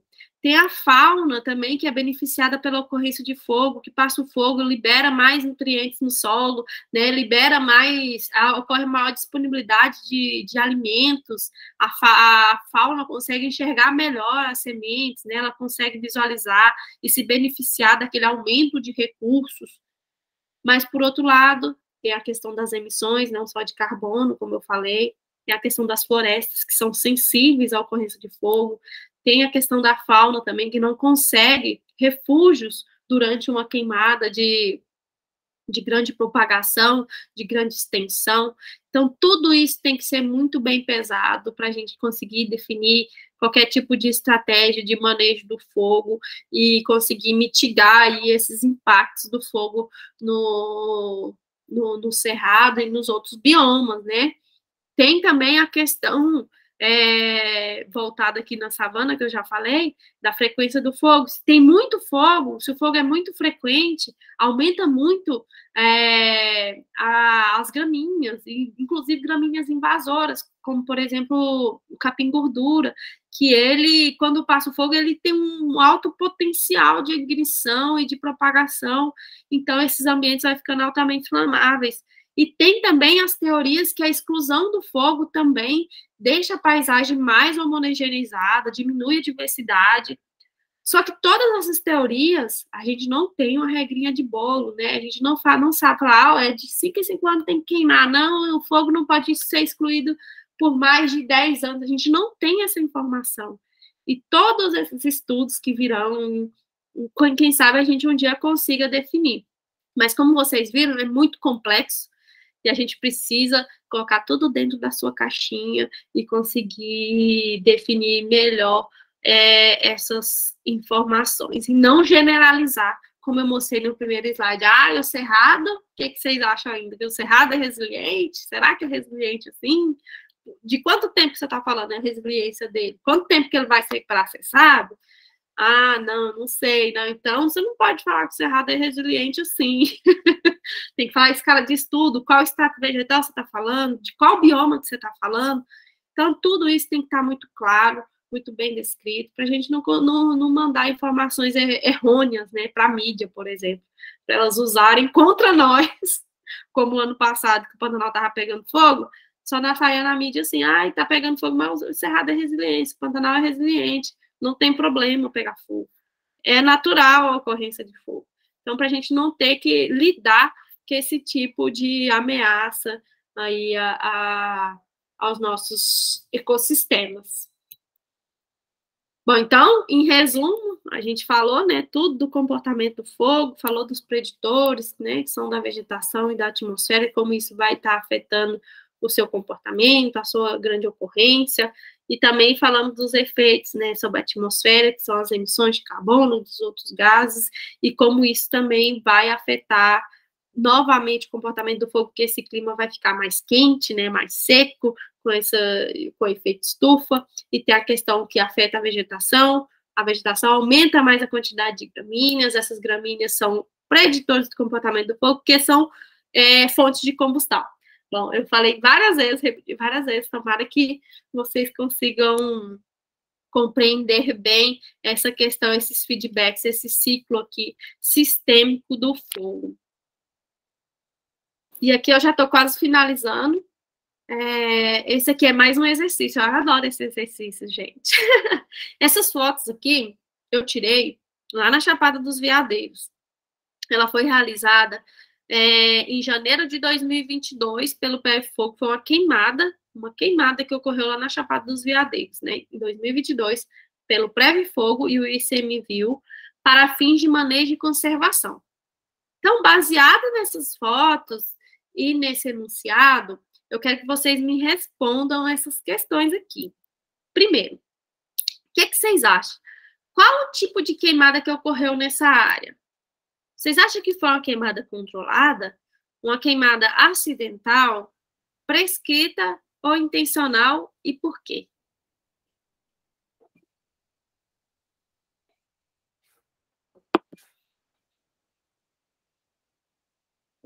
Acredito que seja queimada prescrita, aquela que é realizada pelos órgãos competentes para prever mesmo a ocorrência de incêndios maiores. Parabéns! É sim uma queimada prescrita. Não é uma queimada controlada, porque estaria escrito no enunciado que seriam os fazendeiros para fins agropastoris, né? Não foi acidental, porque aqui já está falando que foi para fim de manejo, né? E esse intencional aqui eu coloquei só para confundir mesmo. Uma característica interessante também, Letícia, que a gente pode olhar é, por exemplo, o fogo está ao contrário do vento, né? Então, aí a gente consegue perceber que o fogo está andando em direções... não está sendo contínuo, mas o vento está ao contrário do fogo, né? Então, acho que os caras se prepararam, pensaram no dia e chegaram no local e disseram, hoje está bom da gente fazer uma queimada prescrita aqui, porque a gente toca fogo e o vento não vai... De repente, a gente não pode correr o risco de perder o controle. Não sei, talvez. Não, sim, muito interessante, Wanda. Inclusive, na próxima aula que eu vou fazer, eu vou colocar um vídeo, porque eu tenho o vídeo, aí os alunos vão conseguir ver essa questão do vento, né? Eu tenho o vídeo dessa hora aí. Aí eu vou colocar na próxima, então. É legal, porque a gente só consegue fazer esse tipo de trabalho, né, quando a gente tem tem mão de obra, tem um corpo técnico suficiente, e a gente tem que também fazer essas possíveis, isso até é redundante, né, predição de que a gente vai tocar fogo e o vento não vai trabalhar contra a gente. Então, a gente já consegue ver mais ou menos como acontece esse comportamento. É legal também observar... Só um minuto, por favor. Tá bom, só um minuto, por favor. É legal observar as características das árvores aí, né? Como é uma queima prescrita, a vegetação ainda está muito verde, os indivíduos arbóreos, né? Eles não estão colaborando, então, com o material para ser queimado.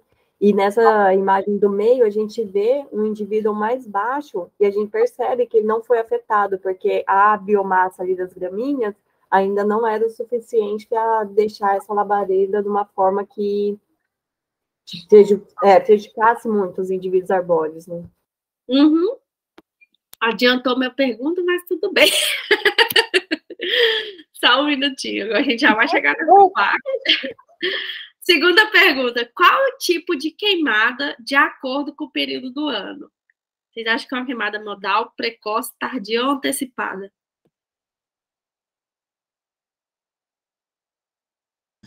Precoce. Por quê? Seguindo aí pelas falas da Lorraine, né, que a gramínea ainda está verde, as plantas ainda estão com bastante folhas.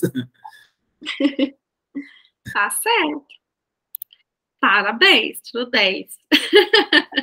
Então, essa é uma queimada precoce. Geralmente, essas queimadas precoces, como eu falei, são feitas com um objetivo de manejo, aí no início do ano, onde tem baixa temperatura, alta umidade, a velocidade do fogo, ela é utilizada de forma favorável a essa propagação do fogo, para que ele não se propague para as outras áreas. Então, é tudo bem calculado e medido. Então, essa é uma queimada precoce realizada pelo ICMBio no ano de 2020.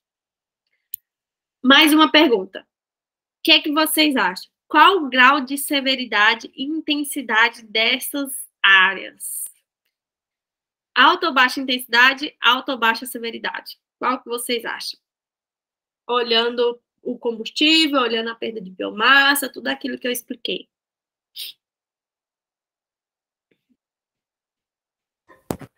Eu marcaria B, baixa intensidade, baixa severidade. Não sei. Por quê? Eu marcaria C.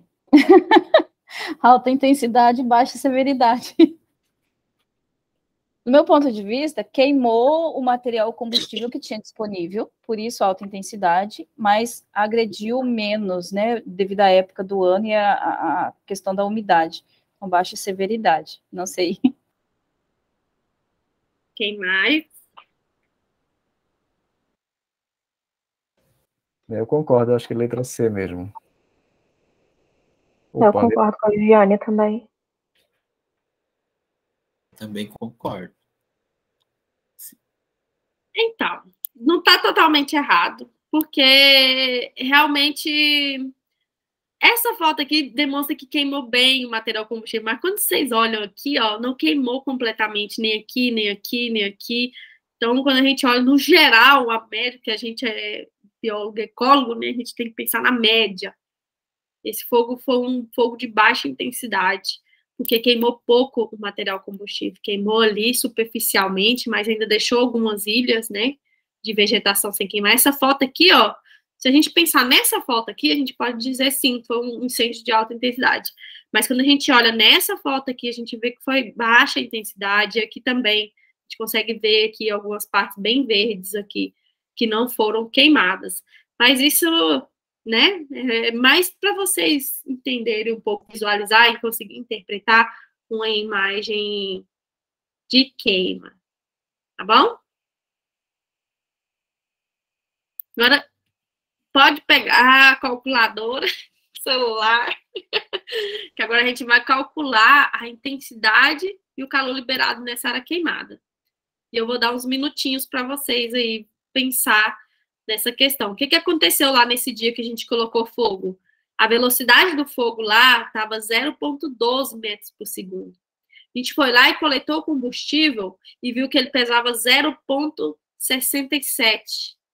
Depois que passou o fogo, a gente viu que sobrou 0,01 de combustível. Ou seja, quanto que perdeu, né? Do antes e depois. Quanto vocês acham que perdeu, né?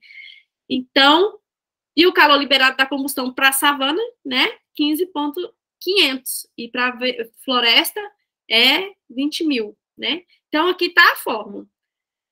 Eu quero que vocês calculem o calor liberado, aqui tá certo, tudo arrumadinho para vocês, tudo a colinha aqui, ó, a fórmula, aqui vai ter o calor efetivo, você vai multiplicar pelo combustível consumido e vezes a velocidade, e vocês me falem quanto que deu. E depois podem calcular o calor liberado, que é só dividir pela velocidade do fogo. Só pegar esse valor que deu aqui de intensidade e dividir pela velocidade do fogo. Velocidade do fogo. Vou dar uns minutinhos aí para vocês pensarem. Mas quem já fizer e quiser falar o valor...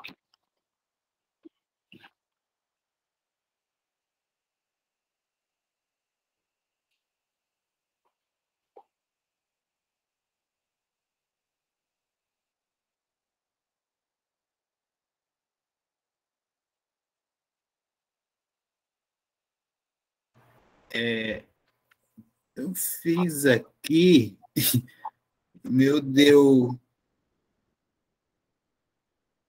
1.227,6 quilojoules por quilo. É isso? Não. Cheguei nesse resultado também, Denis. 1.227,6, mas eu não sei o que seria esse valor da intensidade. É quilojoules que é a unidade? Não, né? Então, tá. Então, cheguei nesse valor, 1.227,6. Alguém chegou no outro valor?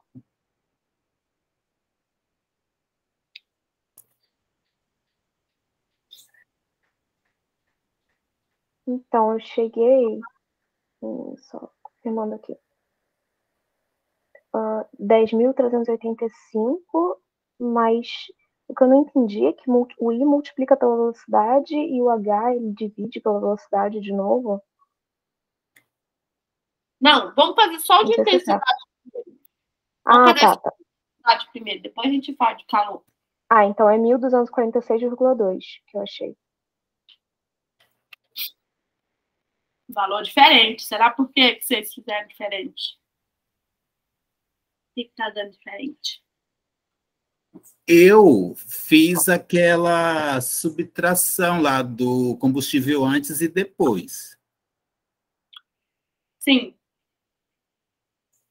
E aí eu incluí na multiplicação lá do calor efetivo vezes o combustível fino consumido e a velocidade. Sim. Eu fiz a subtração do 0,67 pelo 0,01. Tá certo o raciocínio. Quem foi que falou, a moça que falou antes? Você fez essa subtração? Eu acabei não fazendo a subtração, verdade. agora fazendo, chega nesse resultado.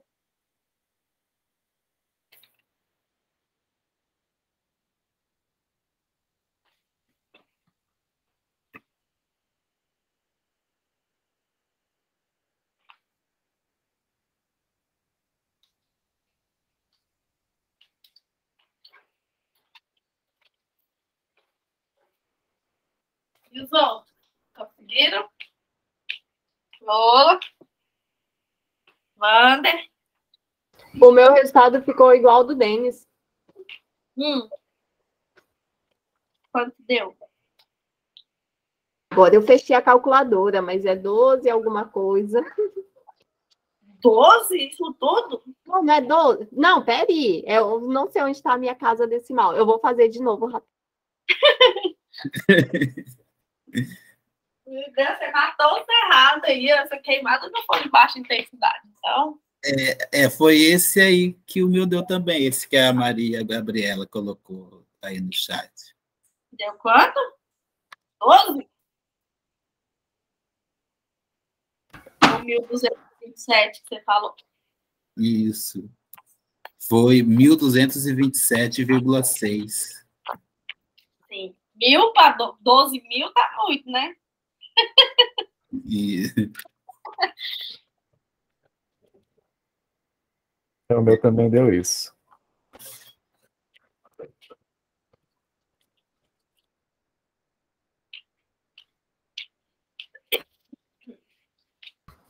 É isso. Era só a casa decimal que estava errada. Ah, tá bom. Então tá. Então, a maioria das pessoas deu 1.227,6, né? Isso.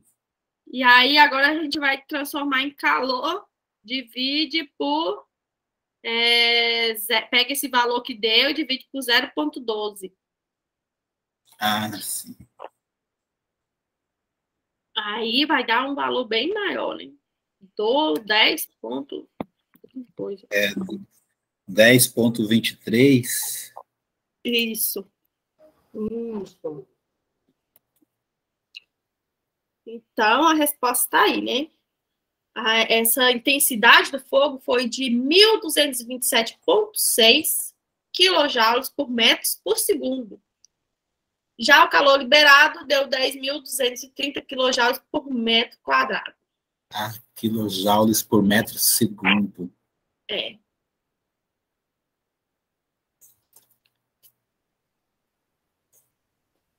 Porque tem velocidade, então é metros por segundo. Velocidade e tem metro. Outra só. Você tira o efeito da velocidade, você divide, né? Você tira o efeito da velocidade. Entendi. Então, você pode usar tanto um quanto o outro, quanto os dois. Como eu falei, não está muito bem definido o que é intensidade de calor. Todo mundo faz os dois.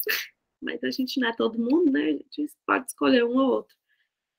Mas, enfim, vamos ver então se esse valor é alto, se ele é baixo, em termos de intensidade. Então, a intensidade é 1.000 e pouco e o calor 10 e pouco.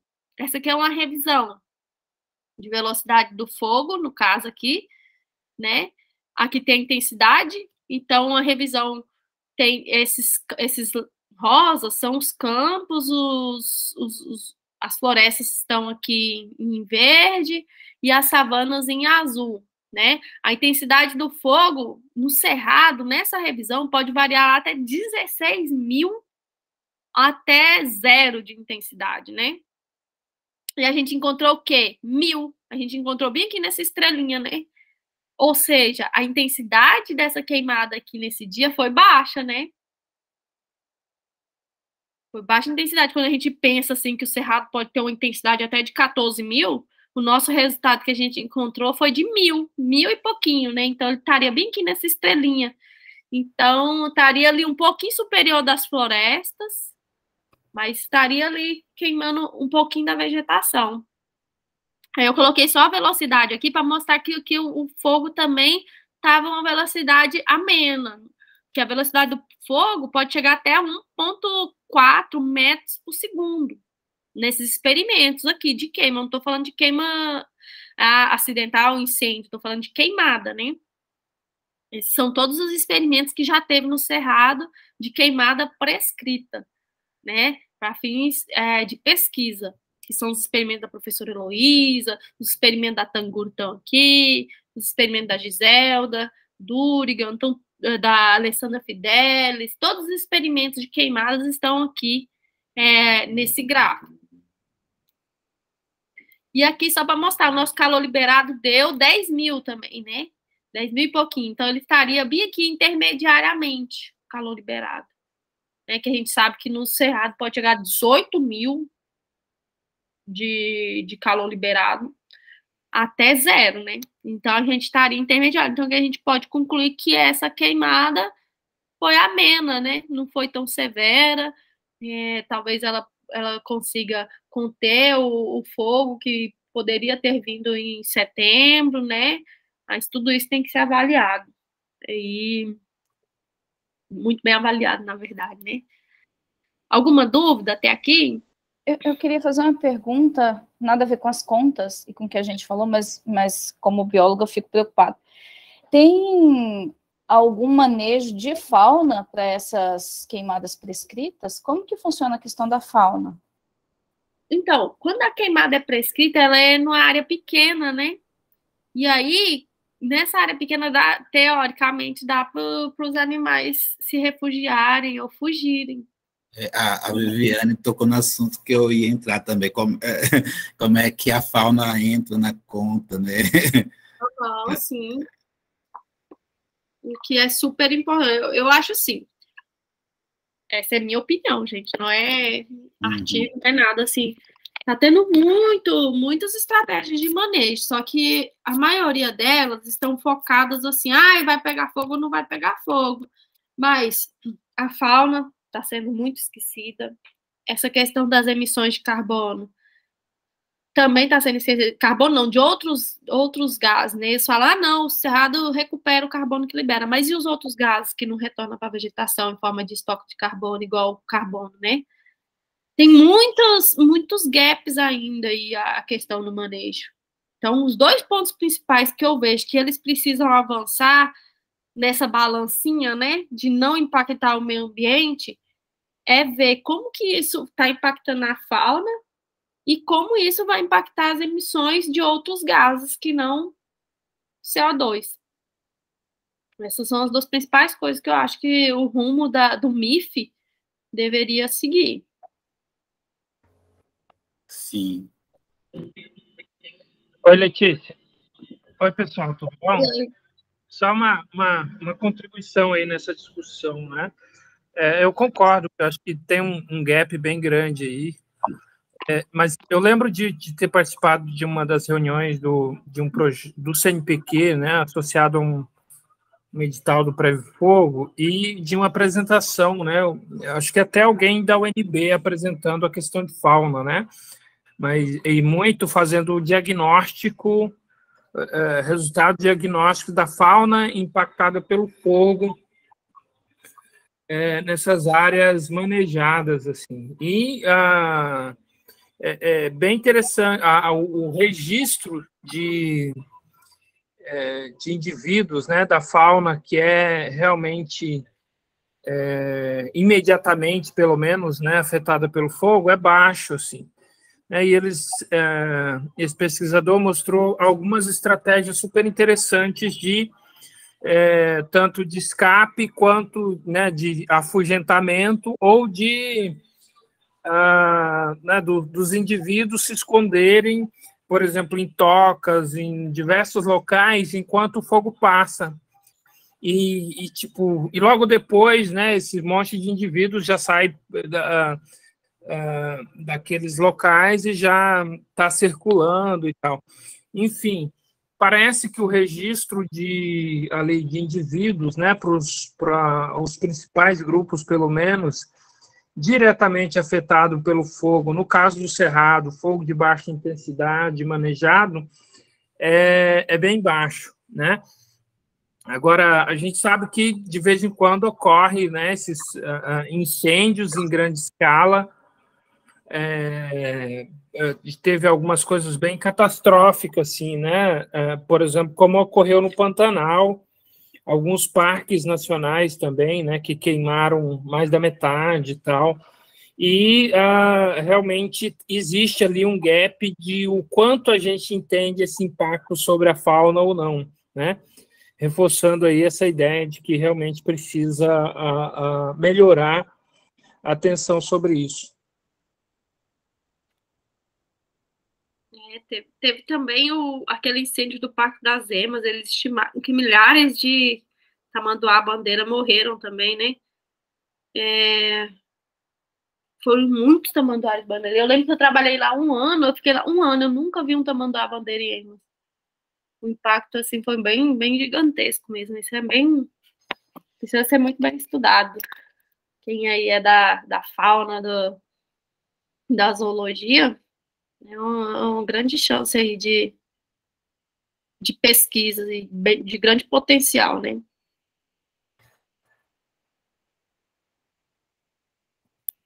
Mais alguma pergunta?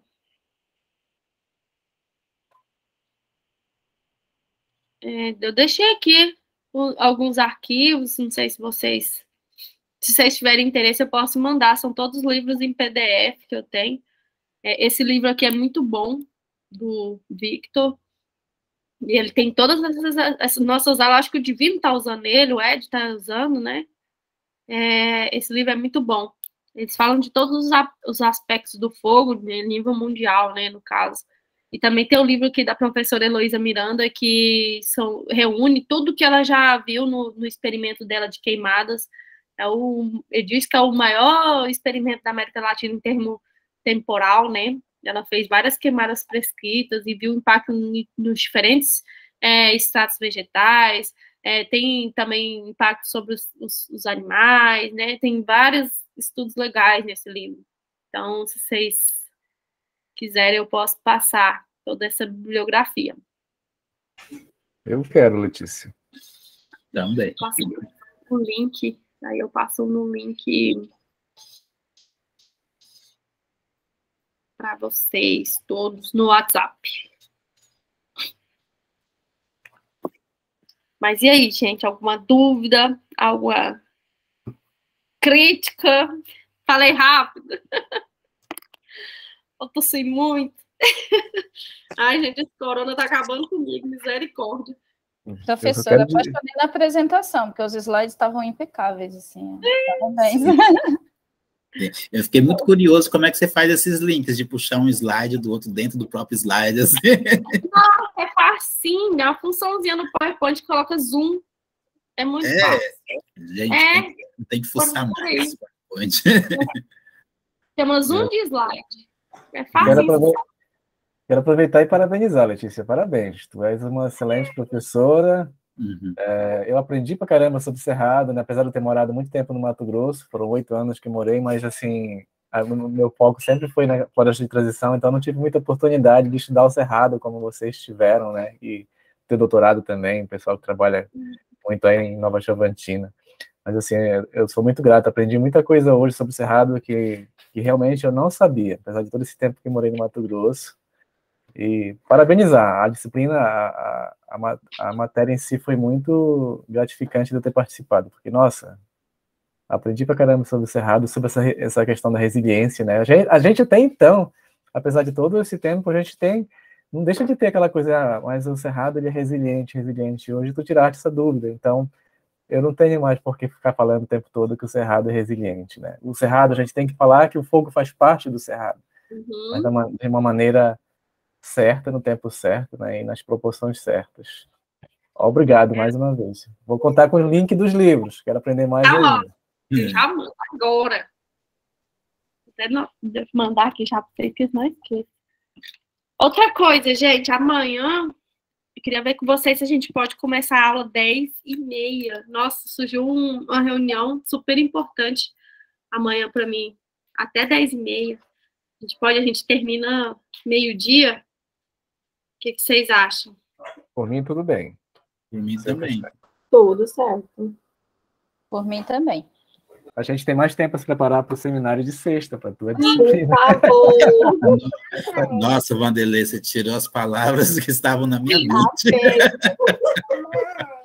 Oi, Diana. Olá, fala oi, gente.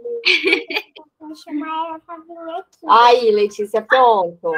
Ela quer que você vir aqui. Vamos fazer comidinha. Eu sou taurina, eu gosto de comida o tempo todo. Ai, gente, não. Alguma dúvida? Não, então, eu vou mandar aqui os livros para vocês darem uma olhada. E qualquer coisa, vocês mandam pergunta também do seminário de ajuda. Mandar pergunta. Tá bom? Letícia e Divino são dois professores excelentes. Fui colega de trabalho de turma dos dois e estou admirado. Parabéns mesmo aos colegas aí. Espero que eu tenha a honra de um dia ser um professor bom e bacana como vocês.